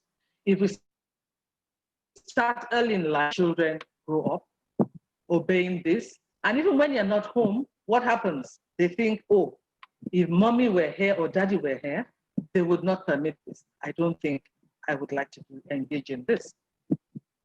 We also ask and advocate that there should be parental presence at home. When we talk about parental presence, it's not just, well, physical presence to start off with. We advise that for parents who have very high jobs, parents who, for instance, work in the financial services industries and even the manufacturing industry, whereby you have to leave home early in the morning and come home late at night, we're advocating that some sacrifices should be made. One person should be present at home or try to work from home, because that is the way you know exactly what is going on in your home. Aside from that, we also advocate a parent's presence in the mind of your children. If you have done a good job, even when you're not at home, your children will think, oh, mommy and daddy would object to this, so I mustn't engage in it. Family bonding, we say make quality time for your children and earn their trust. Encourage a lot of family activities, doing things together as a family. Eating, I always advocate eating together at meal times, because you'll be surprised what kind of information comes forth from the children as to how they have spent the day, as to what has happened and transpired in their lives. Apart from eating together, eating meals together, doing exercises together, performing house chores together, traveling together, going to watch a movie, perhaps setting a day aside every week or every month for going to the movies. What happens is the closer you are with your children, the more you are in contact with them, the more you can observe them and know their propensities, so that you can know exactly what to address and what to curb. We advocate that we nurture our children, nurture them, leading them by the hand. As we have said earlier, we are the mirror that they look at and they want to be like us. We should teach our children, spend time to teach them, guide them, correcting them in love. There's an aspect I'd also like to talk about, the mode of dressing that I see in our society these days. Not just women who wear a lot of revealing outfits, sometimes very short outfits, even the boys who sag their trousers to show the designer label. We should try and correct our children and correct them in love when we see them doing things that are unacceptable to us. Communication and assertiveness is also very important. Talking openly with your children. I'm very fortunate to have been brought up in a home whereby no topic was taboo. My mother would sit and talk with us on end from one topic to another. So consequently, we were all very close to her. She was our best friends. Even when our friends came to visit us, they would end up making friends with my mom, sit with her, gist with her, as they would say, and talk with her. Allow your children to express their thoughts and opinions. And that is how you even get to know what they're thinking and what their plans are. We should also encourage children to realize that all emotions are important and should be respected. We are fine with the girls, we allow the girls to cry, we allow the girls to be expressive, but when it comes to our men children, our boy children, Many have been raised with the thought that crying is a weak. If they cry, they'll be seen as being weak and feminine, effeminate. That is not true. We should allow them to express emotion. We should also teach them self-soothing skills, because to cope with disappointment and the highs and lows, because they will always come in life. What happens is that when the children do not have those self-soothing skills, they react on the moment, and sometimes they react in ways that they cannot cope with consequences. We should try and teach our children to be assertive and stand up for themselves. We should boost their confidence and self-esteem, make them feel that they are worthy, make them able to stand up and speak up for them, not just for themselves, but for others. We should equip them such that they're able to avoid and respond to bullying.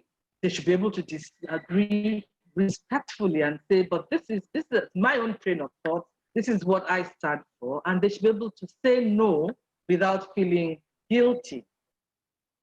Sex education is very important. Mrs. Salako had touched a bit on that. And the time to start sex education is very young, when the children are young, using age-appropriate language that they can understand. It has helped me greatly because I lived in a home where sex education was taught very early. Teach your children body parts early. Let them know which are their private parts and which parts people must not touch. Set rules and boundaries. For instance, nobody must touch your underwear. If anybody tries to do so aside of your parents, what should you do? Refuse, shout, run away, and make a report. This has helped a lot of people. I know a young lady who has taught her young daughter, even from age 3, they have a code, BOMB-V, if anybody has touched their underpants. And it actually has helped her greatly, because there was an incident in which her brother-in-law was in the home while she was away and helped her daughter to go to the restroom. So as soon as her mother came back, she mentioned the BOMB-V, and her mom said, oh, this must be it. Asked her brother-in-law, and her brother-in-law and people who were at home said she needed to go to the restroom in a hurry, and he was the nearest person to take her. Having said that, we should also teach our children that anyone can be an abuser, a friend, a domestic help, a family member, an older youth. Oftentimes, the abuser, when there is an abuse, is somebody that they know, they love, and trust. In some instances, you find that that abuser has also been benevolent to the family, especially in cases where the family is hard-pressed for money.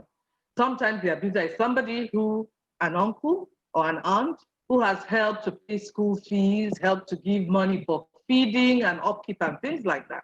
But the thing is, if you're close to your children and they know that you love and trust and believe them, they will make a report to you. Teach children how to say no. And when you say no, mean no. That helps them to maintain boundaries. There should be no, teach your children that there should be no secret between you and them.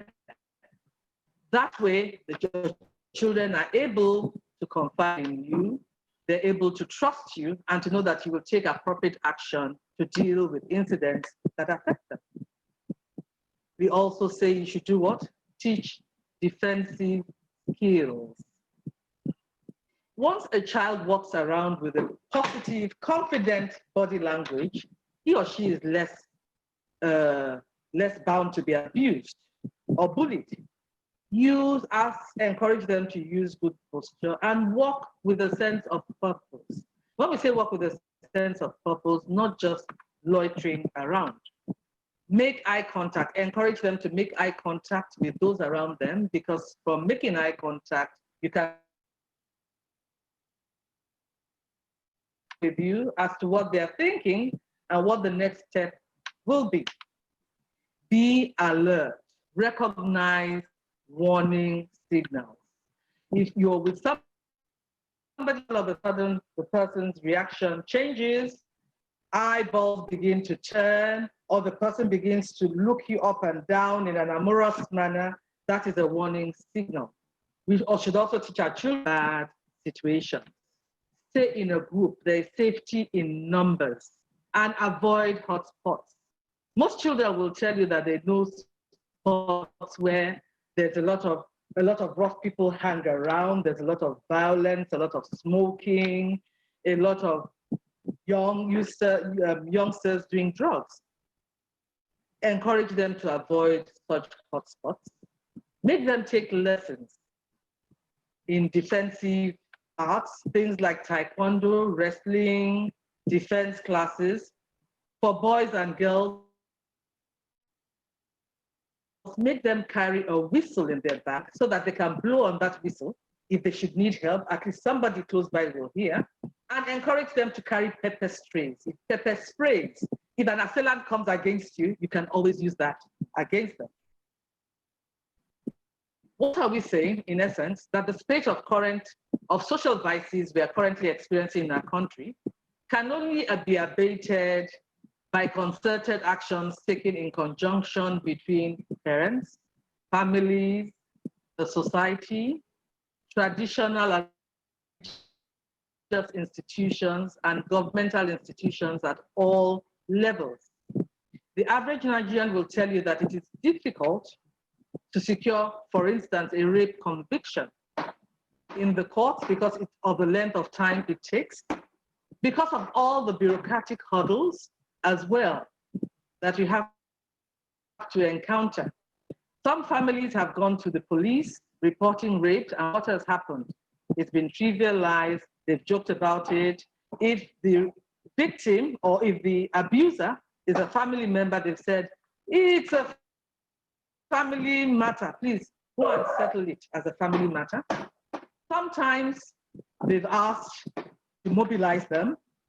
So those kind of attitudes need to be reorientated, The society as a large must begin to think about sanity, making our country, our society, our family safe.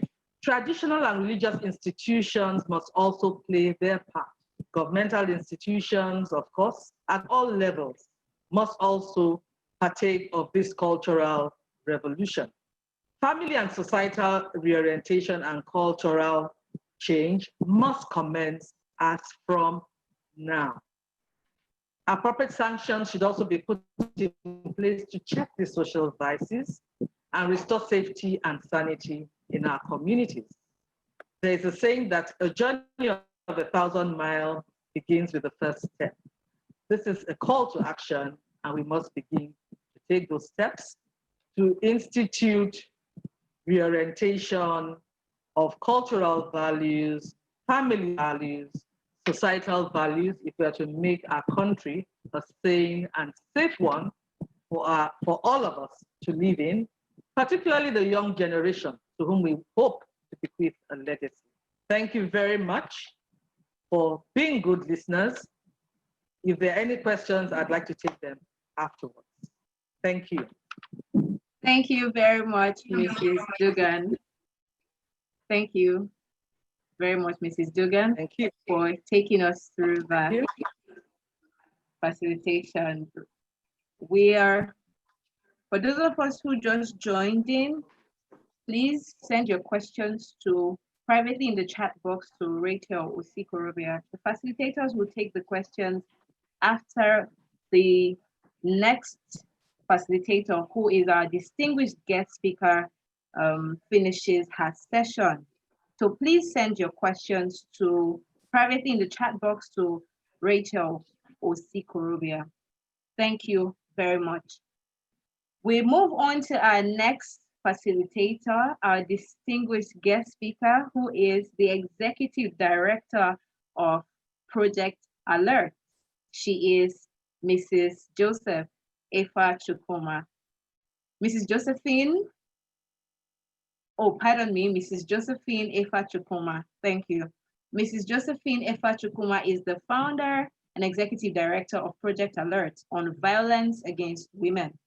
Josephine had her early education at Our Ladies of Apostles Secondary School, Yaba, Lagos. Thereafter, she proceeded to the University of Calabar to study English and Literary Studies. After the compulsory one-year National Youth Service Corps, NYSC program, she had a brief stint as a journalist with the now defunct Democrat newspaper in Kaduna before proceeding to the Institute of Social Studies in The Hague, the Netherlands, in August 1992 for a master's degree in development. In January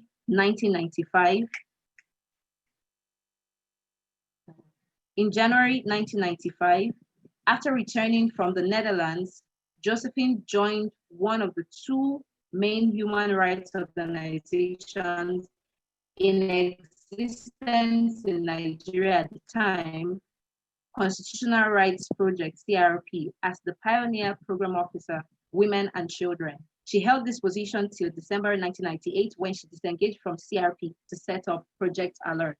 Project Alert, under her leadership, has published several reports on violence against women in Nigeria and set up the very first shelter for abused women and young girls in Lagos, Nigeria, known as Sophia's Place, in May 2001. Recently, she was a fellow at Indiana University on the Executive Leadership Transition Program, ALTP. She's a member of several national and international academic and professional associations and sits on many boards and executive committees. Josephine has won many awards internationally and nationally for her relentless efforts to promote and protect the rights of women and young girls in Nigeria, especially from all forms of violence. She is married with children. Please join me as I warmly welcome our distinguished guest speaker, Mrs. Josephine Efa Chukuma. You're welcome, Ma. Thank you very much. Good afternoon, everyone. Good afternoon. I hope I'm clear because the network is actually very cranky here. Am I clear? Ma, we can hear you clearly. We can hear you right. clearly. Thank you, Ma. Thank you very much. Thank you. It's my pleasure to be invited here. I appreciate my big sister, Ada Dugan, for inviting me. I would like to start by asking some questions. I'm here to talk about law enforcement, the law on sexual and gender-based violence, especially sexual violence, and then the enforcement. But I would like to ask some questions because there's a lot of assumption about several things. Number one, do we currently have a sexual violence epidemic? The answer to that is yes. Are the numbers increasing? Not necessarily. They are not increasing because I tell people that in the absence of statistical information to show that 4 years ago or 3 years ago, we had 200 cases. And now in 2020, we have 500 cases or 150. We can clearly say the prevalence rate is increasing. What we can say is increasing is the reporting rates. The reporting rates, quite a lot of people are now reporting and talking about it. And why is that so? And that's because to a large extent, the social media is spreading it like wildfire. You know, a lot of things are happening and people are reporting it in real time. So we have increased reporting rates, much more than saying prevalence, because we don't have the statistics. There's no national. The statistics I'll give you is the one from my organization. The one the Domestic and Sexual Violence Response Team will give you is theirs from theirs. But we need a collation, and we are trying to work on that now. A collation of this nationwide. 36 states and the federal capital. Now, sorry, that's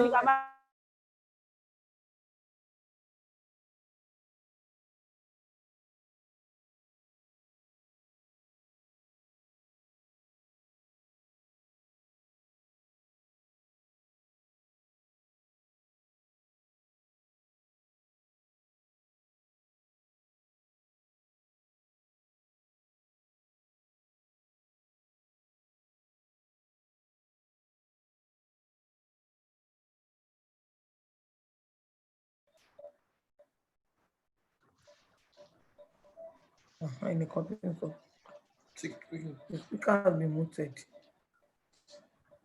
Who muted? Okay, wọ́n ti sọ fún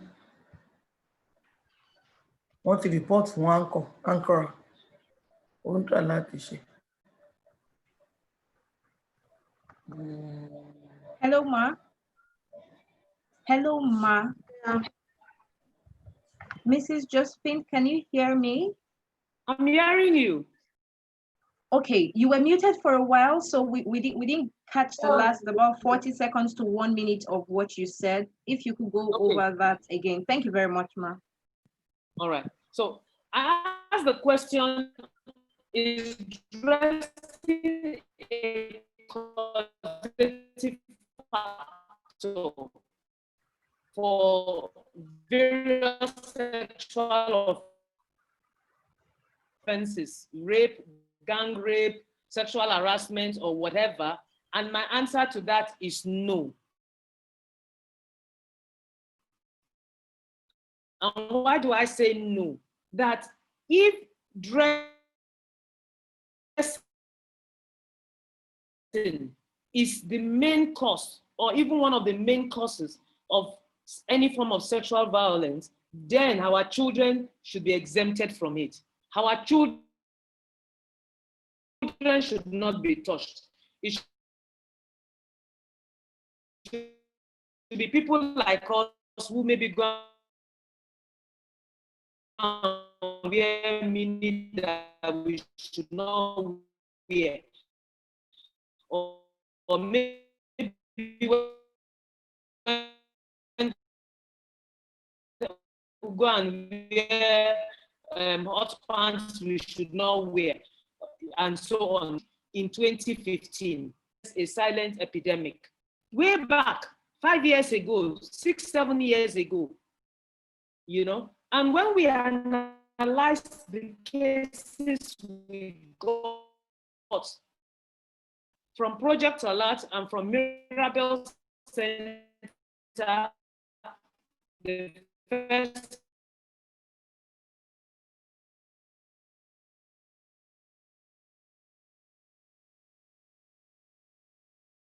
sexual assault referral center, 1,100 cases, age 3, age 4, age 5, duration.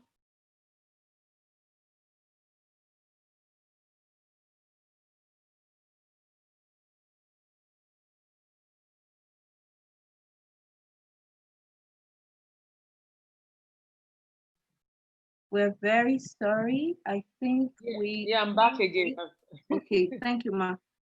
Please, Ma, you could keep your video off if the bandwidth is still higher. Maybe that's the reason why. But then you can turn it on again when the network is a lot more stable. Thank you. All right. So I've off the video. So if rape was the reason, then we would not have a lot of children being raped. And the sites for the rape, and I'm so happy that we've got presentations from schools, you know, and all of that, you know, it's everywhere. In the home, in schools, in church. To talk about the law, I mean, talking about rape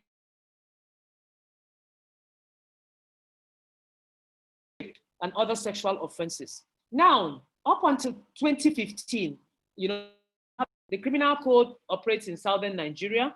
The penal code operates in northern Nigeria. Both were very quite clear.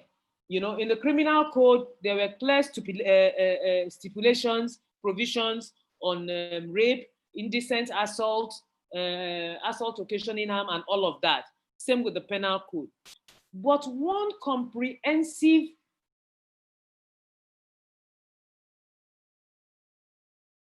piece of legislation that we have witnessed in and signed into law just before President Jonathan left. And that is the Violence Against Persons Prohibition Act. The Violence Against Persons Prohibition Act, also known as the VAP Act. That was legislated at the federal level in 2015. Now, after that, just like every other law in Nigeria, states are expected to take them down to their state,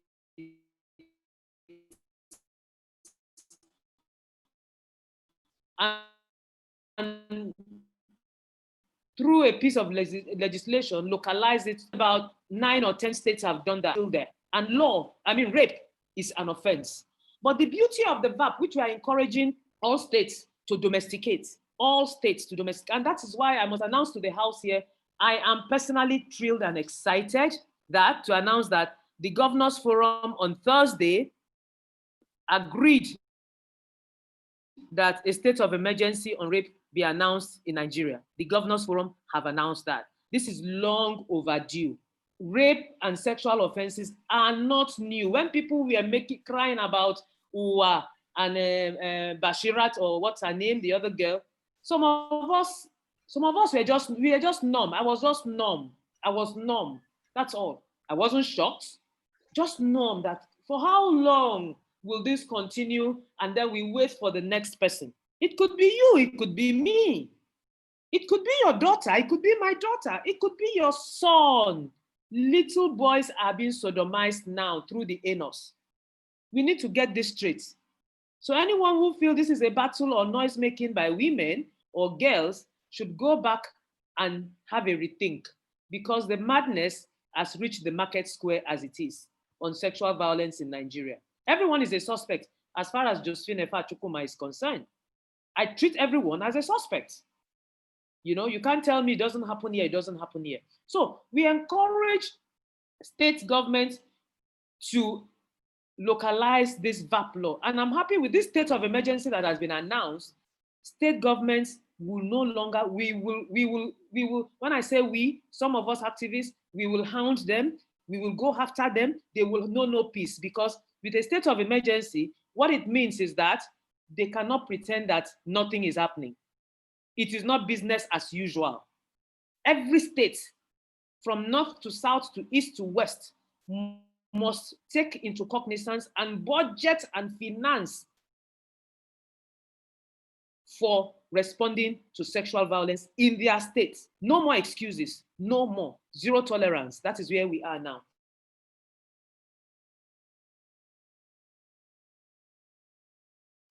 So the beauty of this VAP law, VAP Act at the federal level, four beautiful things about it.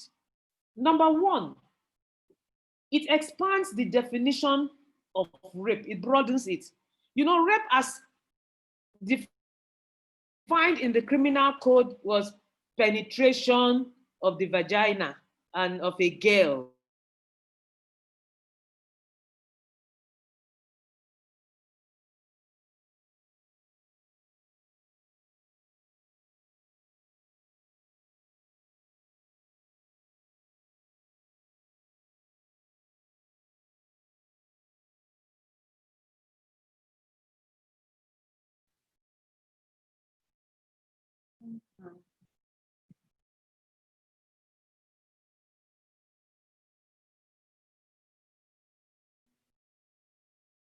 We're sorry, we lost our guest speaker for a minute. I think it's a bit of network issue, but I think she'll sort that out and she'll be back shortly.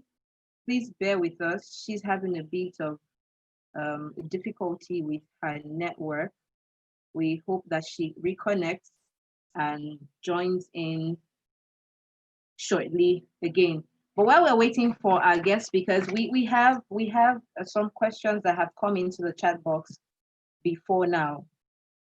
Mrs. Chalako, you're going to take this first question because it was rightly directed at you. The participant says, I have been thinking of ways to ensure parents attend PTA meetings.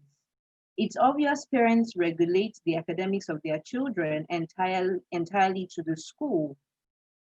I think that should be relegated. Can there be a directive from FME? I believe that should be Federal Ministry of Education to parents on this. I'll take it again. I have been thinking of ways to ensure parents attend PTA meetings. It's obvious parents relegate the academics of their children entirely to the school. Can there be a directive from the Federal Ministry of Education to parents? This is asked by Ifoma. She gave the permission to use her name. to ask the question. Mrs. Shalako, please. Yes, thank you for that question. For this to happen, there must be a political will.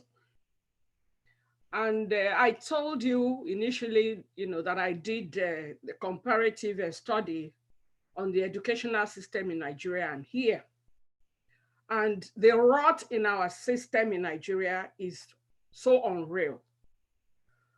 So to think that the government will, unless we take it at the local government first, then we move to the state, then the federal.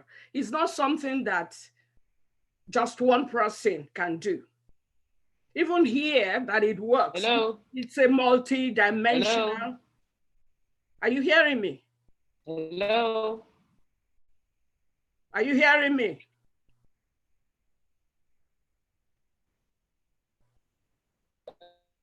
Hello? Hello? Rachel, you are muted. Yes, Mrs. Shalako, we can hear you. Mrs. Eva, can you hear us, please? Can I go? Can I go on to say my network? I don't know what's going on. Can you hear us, Mrs. Chukuma? Can you hear me? Yeah, I'm hearing you. Can I go on? Okay, please, Ma, can you, Mrs. Shalako was answering to a question in the minutes where your network was not connected. I think she should, when she finishes addressing the question, would pick up from where you left off. Thank you, Ma. Yes, like I was saying, I said, we can address this from the local government. There's always the education department at the local government in Nigeria. We can take it off from there, then to state and to the federal. And as a teacher, you can get in touch with the parents of your children, especially if you see a child that you need to discuss with the parent. You can send a text, it won't cost anything, even to place a call if you have the number, and you can always ask for the number. So if you want, if you want to address anything with parents, you can get in touch with the parent directly. You are going an extra mile to help that child. So that's all I can say. The political will must be there for us to take it up at the federal level. Thank you. I hope I answered it. Thank you very much. Thank you very much, Mrs. Shalako. Ifoma Eleni Toba, I hope she rightly answered your question. We'll return to our guest speaker, Mrs. Chukuma, for the continuation of her presentation. Hello, Mrs. Chukuma, can you hear me? Yeah, I can hear you, and I'm going to try and make this fast because I don't know what's going on with my network. Thank you very much. All right, so yeah, I was at the point of saying that the beauty of the Violence Against Persons Prohibition Act as a new legislation passed in 2015, and the need for states to pass it, and also the state of emergency that state governors have agreed upon on Saturday at their virtual meeting that they had, that a sexual violence state of emergency be declared across the country. What's the beauty of the VAP Act? Number one is the expansion of the definition of rape. It's not just vaginal penetration, but it extends it to any and all orifices, any part, the mouth, the ear, the nose or anus or whatever, with anything. It's not just penile, it's not just, using the penis to penetrate, but also using a bottle, using a pen, using a whatever, so that is quite expansive. And it also recognizes the rape of boys, it recognizes the rape of boys because it uses gender neutral terms, he, she, which is a good move because yes, most rape victims are women and girls. But even if the boys are just 1%, we can't discountenance them. We can't ignore them, So that's one beauty about the VAP Act, which we want states to also. So please, if nothing else, a takeaway from this webinar is a call on your state governors and everything to please let them look for the VAP Act and let the states their state houses of assembly look at it and legislate on that piece of legislation. Number two, it also recognizes a wide range, a very wide range of sexual and gender-based offenses, not just rape, widowhood practices, domestic violence, you know. So before, or in states now, you see all these various forms of gender-based violence in piecemeals, different. Okay, Lagos has a law on domestic violence.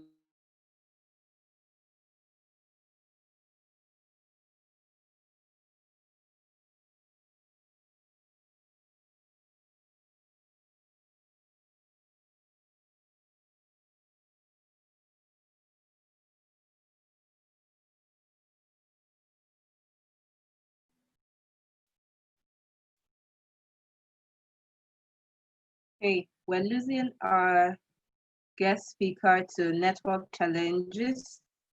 We're losing our guest speaker to network challenges. All right, I'm here again. Okay, welcome back, Ma. Hello. You're welcome back, Ma. Hello. We can hear you. We can hear you, Ma. You're welcome back. Hello, can I go on?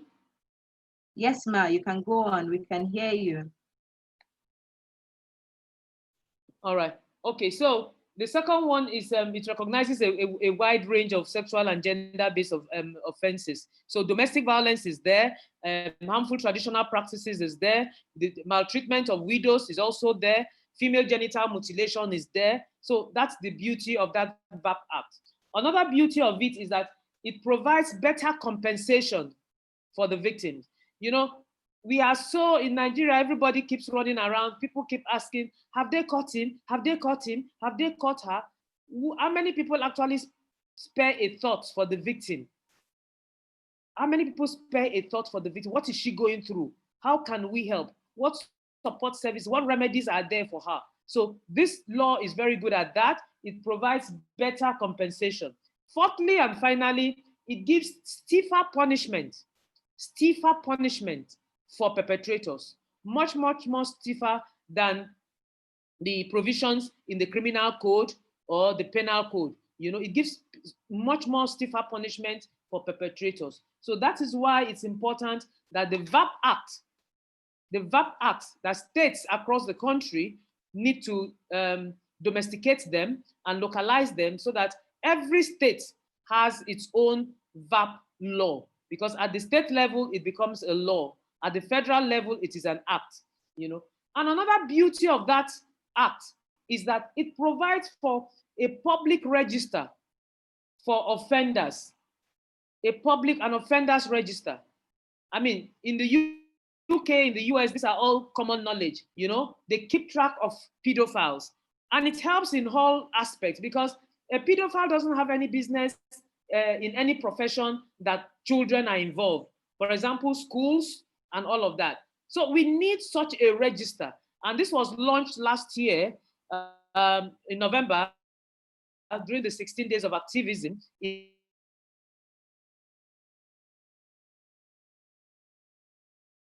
Abuja by NAPTIP.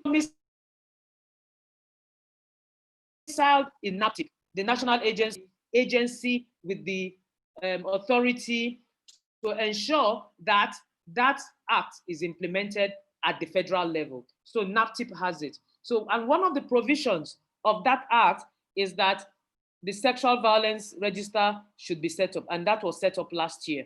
And some other states have even started doing that. Ekiti State has already started, they're already naming and shaming. They are already naming and, I mean, Governor Fayemi and my sister Irelu, no waste of time. You know, they're already naming and shaming. We need to do these things. There must be zero tolerance for sexual violence. Talking about enforcement, that is where the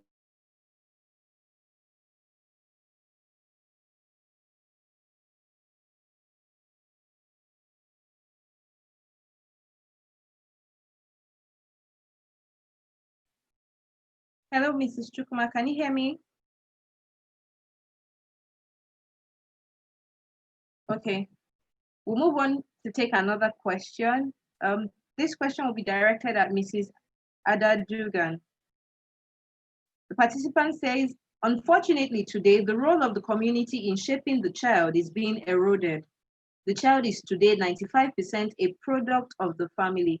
How do we infuse the community values of back in the years Nigeria? Mrs. Dugan, please. Do you want me to take it again?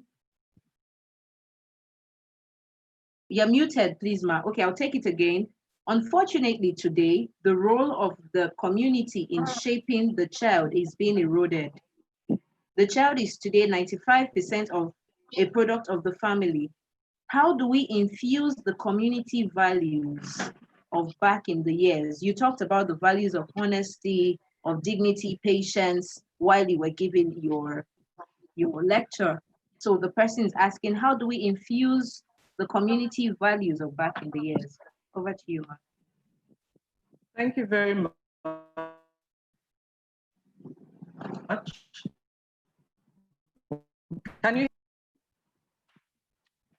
Thank you very much for that question. Can you hear me?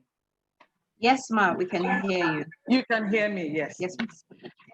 Well, the community somewhat is being excluded now because I mentioned earlier that our society, our community is now very materialistic. Very materialistic, very concerned about money, and money gives status. The number of houses you have, the amount of money you have, the cars you drive in, the outward appearance, rather than the inward important matters. First of all, we have to start with the home. Everything starts with the home and then extends to the community.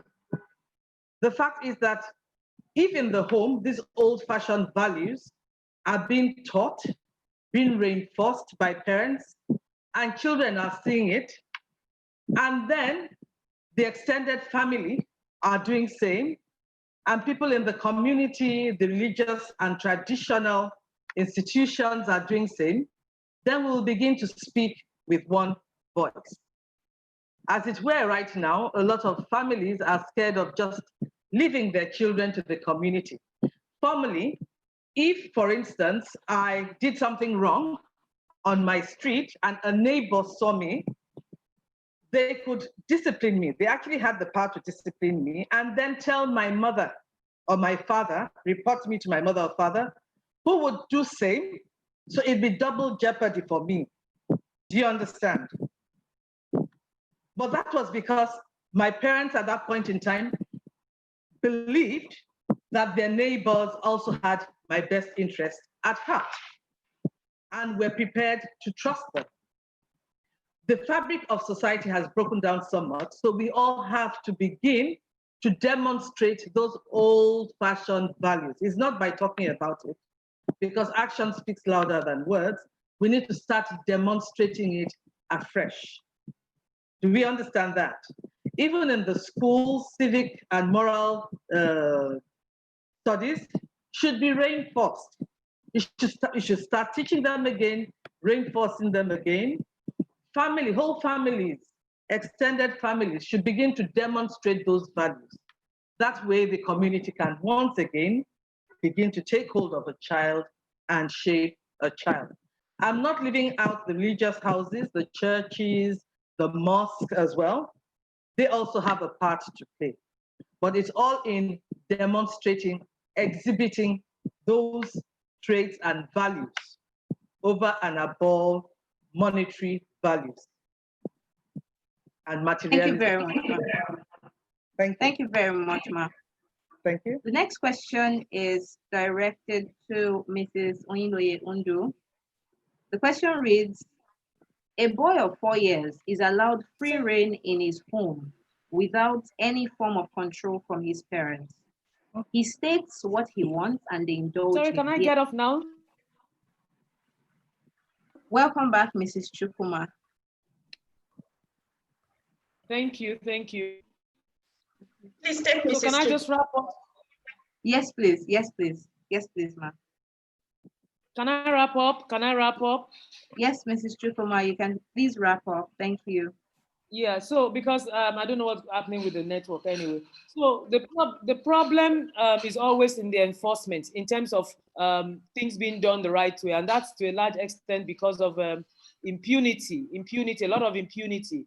You know, when it is your son or your brother, or you go begging, you go ask, oh, omo iya mi ni, omo baba mi ni, and all sorts of things, and we go begging, and then it goes on and on. It is easy for us to talk when it is a poor man that did it, when it is a poor woman that did it. But once it becomes who is who, impunity comes in. And then like what Ada said earlier,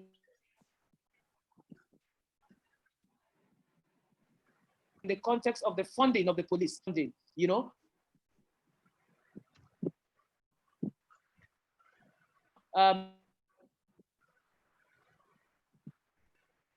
the police is so poorly funded right now.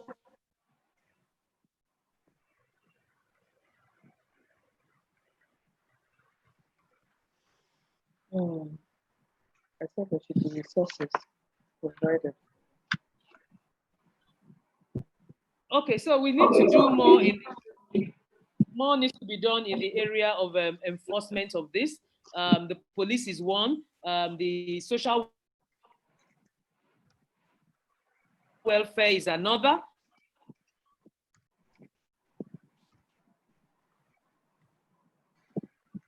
In Lagos, they have the child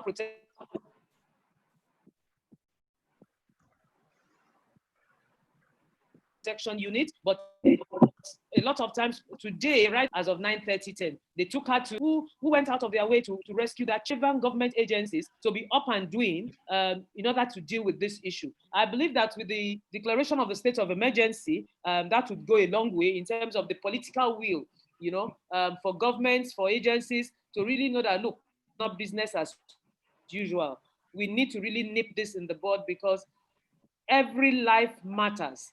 The life of our daughters matter as much as our sons, you know, and as mothers, we really need to pay attention to the way we bring up our children, you know, and that is why you hear men saying, and I agree with them, that we men, we are victims of you women. We are victims of you women. Victims from birth, because we bring them up to be entitled. We bring them up to think, oh, you're a boy, you're a girl. The energy put into bringing up the girl child, if that same energy is put into bringing up the boy child, honestly, I think we'll go a long way. Because at the end of the day, you invest so much, sit well, talk well, stand well, do this well, do that well. At the end of the day, who does she marry? She still marries that guy. You said, oh, he's a boy. Losherenta, go and play outside. You know, you bring up your good girl to end up with a bad boy. Or you think, okay, I'm a mother of sons, so kilo komi, I can do whatever is their business. But guess what? These things have a way of going round and round. So the enforcement, the laws are there. We encourage state governments to localize these laws, to domesticate this VAP especially. It's a beautiful legislation. And also the Child Rights Act. You know, states in the north are giving us a problem with that. So step one is the domestication and enactment of these laws. Step two is the enforcement. And we all have a role to play. It's not enough for us to sit down and say, oh, we have it, you know, go to the police. You need to pay attention to what is going on in the police station. What is going on there? You know, everything is political. Every single thing in our life is political. And we need to pay attention to this. If not, the whole issue of enforcement of laws, that Nigeria does not lack laws. We travel outside the country. We are always the first to sign and ratify international instruments. We sign and ratify them without reservations. We don't waste time. But then when we come back home, the political will to implement these laws becomes a problem. So that is where that's the main issue, the issue of enforcement. Funding, political will, capacity building, not just for the police, but also for related agencies, the courts. You know, justice delayed is justice denied. And most times these cases go on and on. And for sexual assault victims, their life is on standstill for as long as the case is in court and is dragging. their lives are on standstill. So the police is one. Let's not just focus on the police alone. The hospitals, you know, you go to the hospitals, you have to pay for a medical report.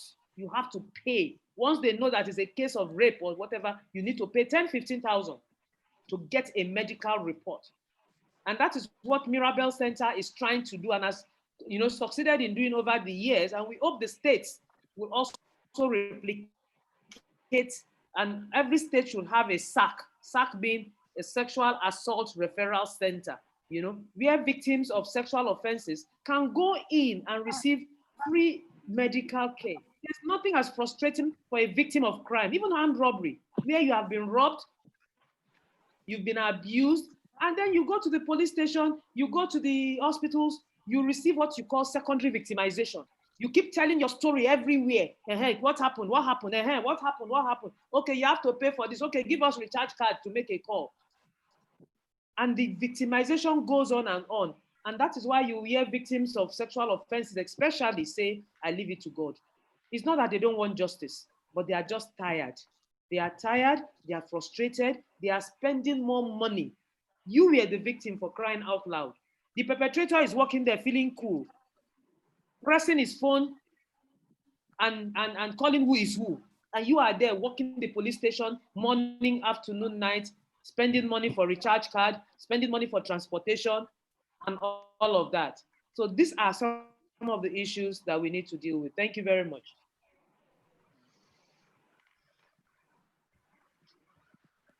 Thank you very much, Ma. Thank you for the presentation. Thank you, I'm done.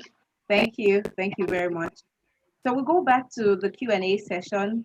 I'll read the question for Mrs. Oyinloye Undu. Go ahead, please. Okay. A boy of 4 years is allowed free reign in his home without any form of control from his parents. That's dangerous. His states will indulge him, beating him, and the parents do not say anything about it. He also calls people derogatory terms, which I feel is wrong. Parents say things. How visible is this? How can we solve this problem? Over to you, Ma. Okay, thank you, Rachel. The first thing is we always advise parents. Every child that is born with what we call tabula rasa. When we say tabula rasa, there's nothing in the brain of the child. So you have to nurture the child. You have to set the rules. Parents have to set the rules, set the boundaries for every child. I mean, there's something also we call vitamin no. Vitamin N, it means no. No should be no, yes should be yes. When we say no, you don't say no buts. When you say no ice creams, it means no ice creams. When you say no chocolates, it means no chocolates. When you say don't do this, it means don't do it. So what it means is that a child of 4 years, I mean, parents should start nurturing children as early as possible, even when they are 1 day old. You set the boundaries. When a child is born, you set when the child will breastfeed, for instance. At the early days, they breastfeed for like 45 minutes interval. When they are older, a child that cries maybe at an older age, you check. Is the child well fed? Does the child have his or her toys around him or her? Is it the time to sleep?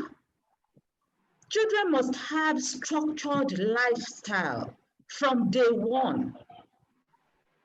So talking about a 4-year-old who is not having any boundaries shows that the 4-year-old has been left like that for so long, without boundaries, without rules. And this is not acceptable. From day one a child is born, you structure their lifestyle, structure when they feed, structure when they sleep, structure when they play with their toys. When they know this from day one, they know that you mean business. Children are the best politicians in the world. I always say that. And we must know that. So for that 4-year-old child, please Well, something has gone wrong from the foundation, but it can still be corrected. Start setting the rules. Let your no be no, and let your yes be yes. That is just it. Thank you. Thank you very much. Thank you very much, Ma, for attending to that question. The next question is directed at Mrs. Shalako. During the course of your teaching, Ma, you talked about correcting children without having to necessarily touch them and handling in that manner. So this question says, how can I handle a child between ages 3 to 6 who is emotionally unstable without touching the child? How can I handle a child who is ages 3 to 6 who is emotionally unstable without touching the child?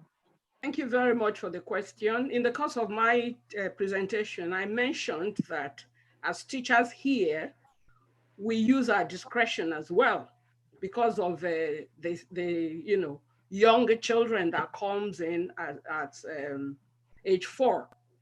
From September to December, all we hear is, I want my mommy. And when you hear that, you can't leave such a child in distress. So you're bound to cuddle such a child. There was a year I was in that class, the 4-year-olds. I can put like 4 children on my lap at the same time, trying to pet them. So as teachers, we have to use our discretion as much as we are not touching them inappropriately. As long as we are not touching them inappropriately, I think it is allowed, because we are in loco parentis. We are in place of teachers, of parents in school to those children. So it is appropriate for you if the children are not being touched inappropriately. So your discretion here, matters a lot. Thank you. I hope that answers it. Thank you very much, Ma, for attending to the question. The next question is also directed at you, Ma. Okay. Is there an ideal policy process for investigating reports of sexual bullying in a school environment? Yes. When you put a policy in place on sexual abuse, as teachers, we look out for signs.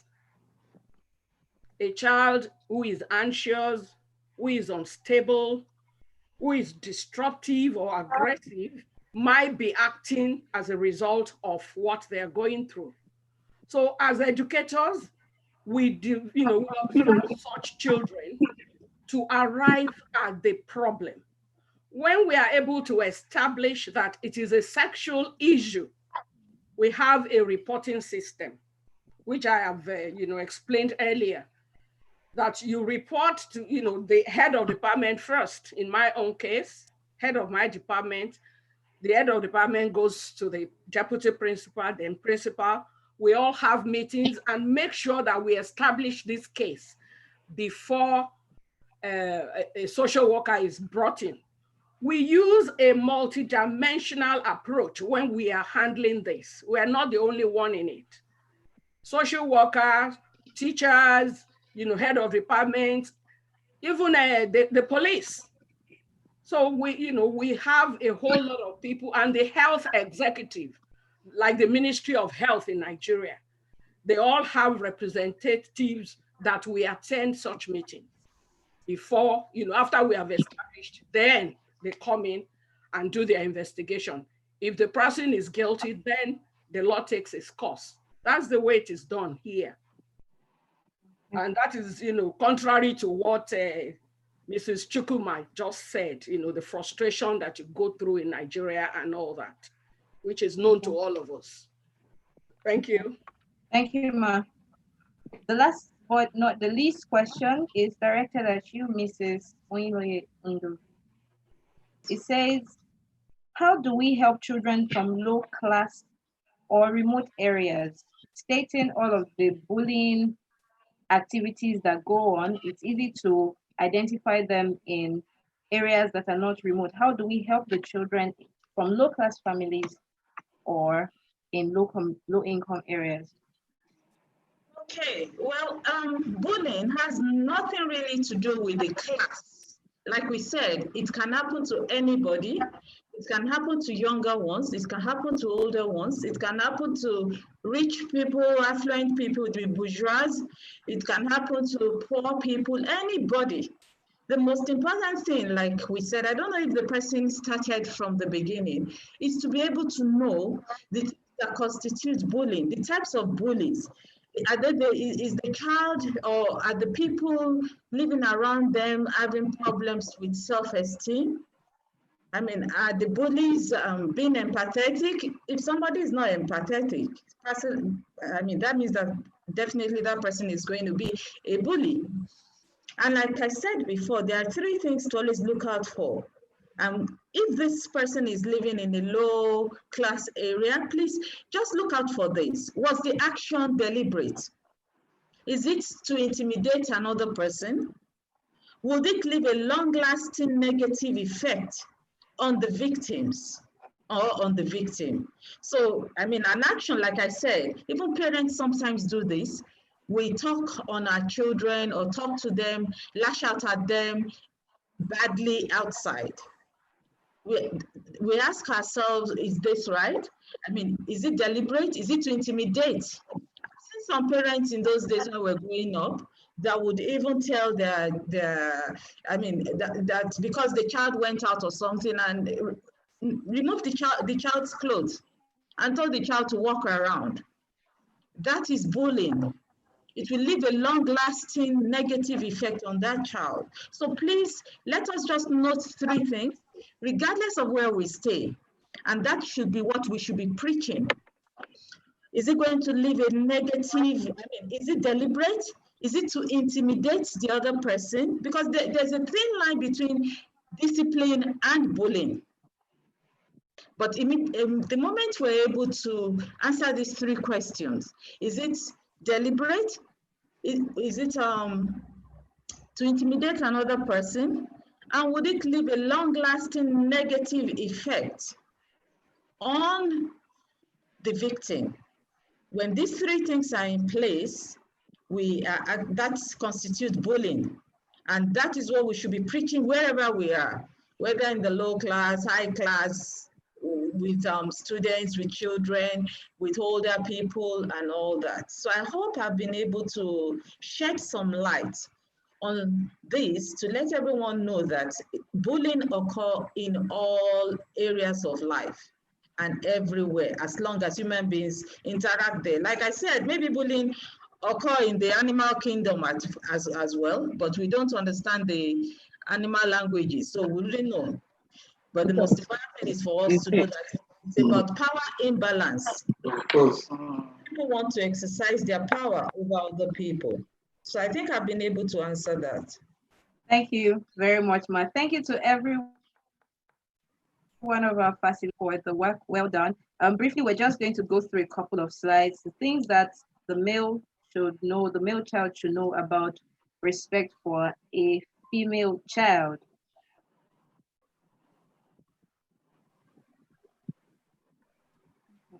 Can you see my screen, please? Yes, we can. Yes. Okay, thank you.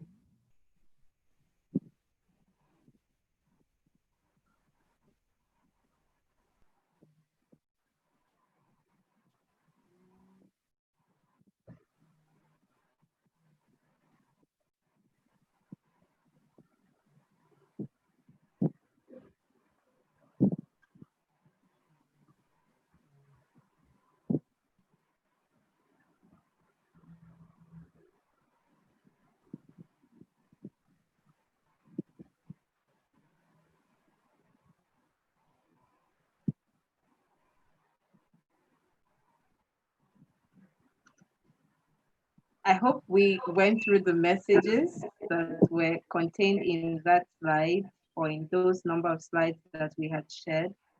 Real men respect women, and our facilitators have noted that abuse is not just against women, abuse is general. We have to raise our children as a community to be sure that we have better groomed kids and better grown adults when they get to that age. We have come to very close to the end of this event. We thank you very much for staying on with us. We appreciate everyone that has been here logged in. We hope that you've learned a lot and your take homes are things that you would incorporate into your environment immediately. Be that person who looks out for children in their community. Be that person who goes to study more about how to help curtail the menace that we have in our society today.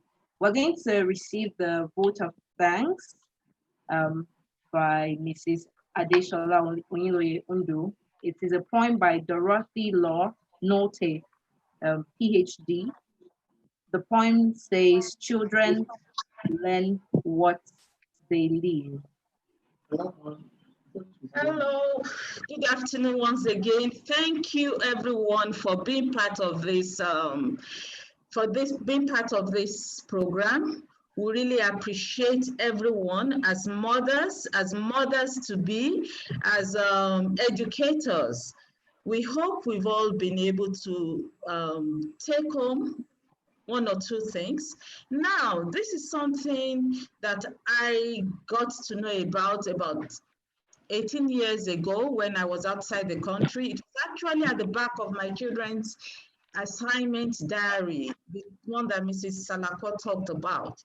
And every day, I mean, something we see. So I think it's good, it would be good to share this with parents, with educators, for us to understand how we're bringing up our children and the consequences or the effect of our actions. So it's a poem by Dorothy Lonolte, PhD, and it's called "Children Learn What They Live." If children live with criticism, they learn to condemn. If children live with hostility, they learn to fight. If children live with fear, they learn to be apprehensive. If children live with pity, they learn to feel sorry for themselves. If children live with ridicule, they learn to feel shy. If children live with jealousy, they learn to feel envy. If children live with shame, they learn to feel guilty. If children live with encouragement, they learn confidence. If children live with tolerance, they learn patience. If children live with praise, they learn appreciation. If children live with acceptance, they learn to love. Let's say this again. If children live with acceptance, they learn to love. If children live with approval, they learn to like themselves. If children live with recognition, they learn it is good to have a goal. Now, the next thing is if children live with sharing, they learn generosity. If children live with honesty, they learn truthfulness. If children live with fairness, they learn justice. Again, if children live with fairness, they learn justice. If children live with kindness and consideration, they learn respect. We say this once again. If children live with kindness and consideration, they learn to respect. If children live with security, they learn to have faith in themselves and in the people around them. If children live with friendliness, they learn the world is a nice place in which they live. I hope with this, parents, educators, adults around us here, we've come to know more about bringing up our children, nurturing them positively. Some of this, I mean, these slides or this webinar will be available, should be available on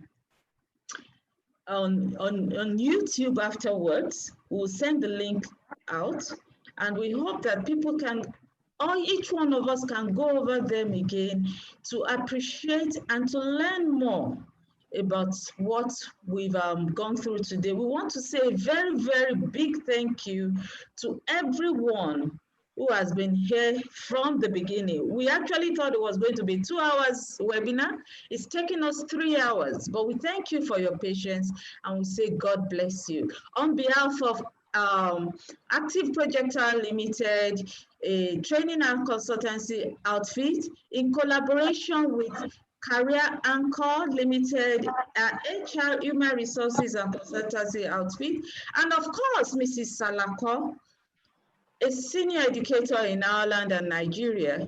We want to say a very big thank you to everyone who has taken the time out to be with us from beginning to the end. Thank you very much, and God bless you. Thank you. Thank you very much for that. Thank you very much, Mark. We're very grateful to everyone who joined us thus far for this event. We have come to the end of this webinar. My name is Rachel Osikoro.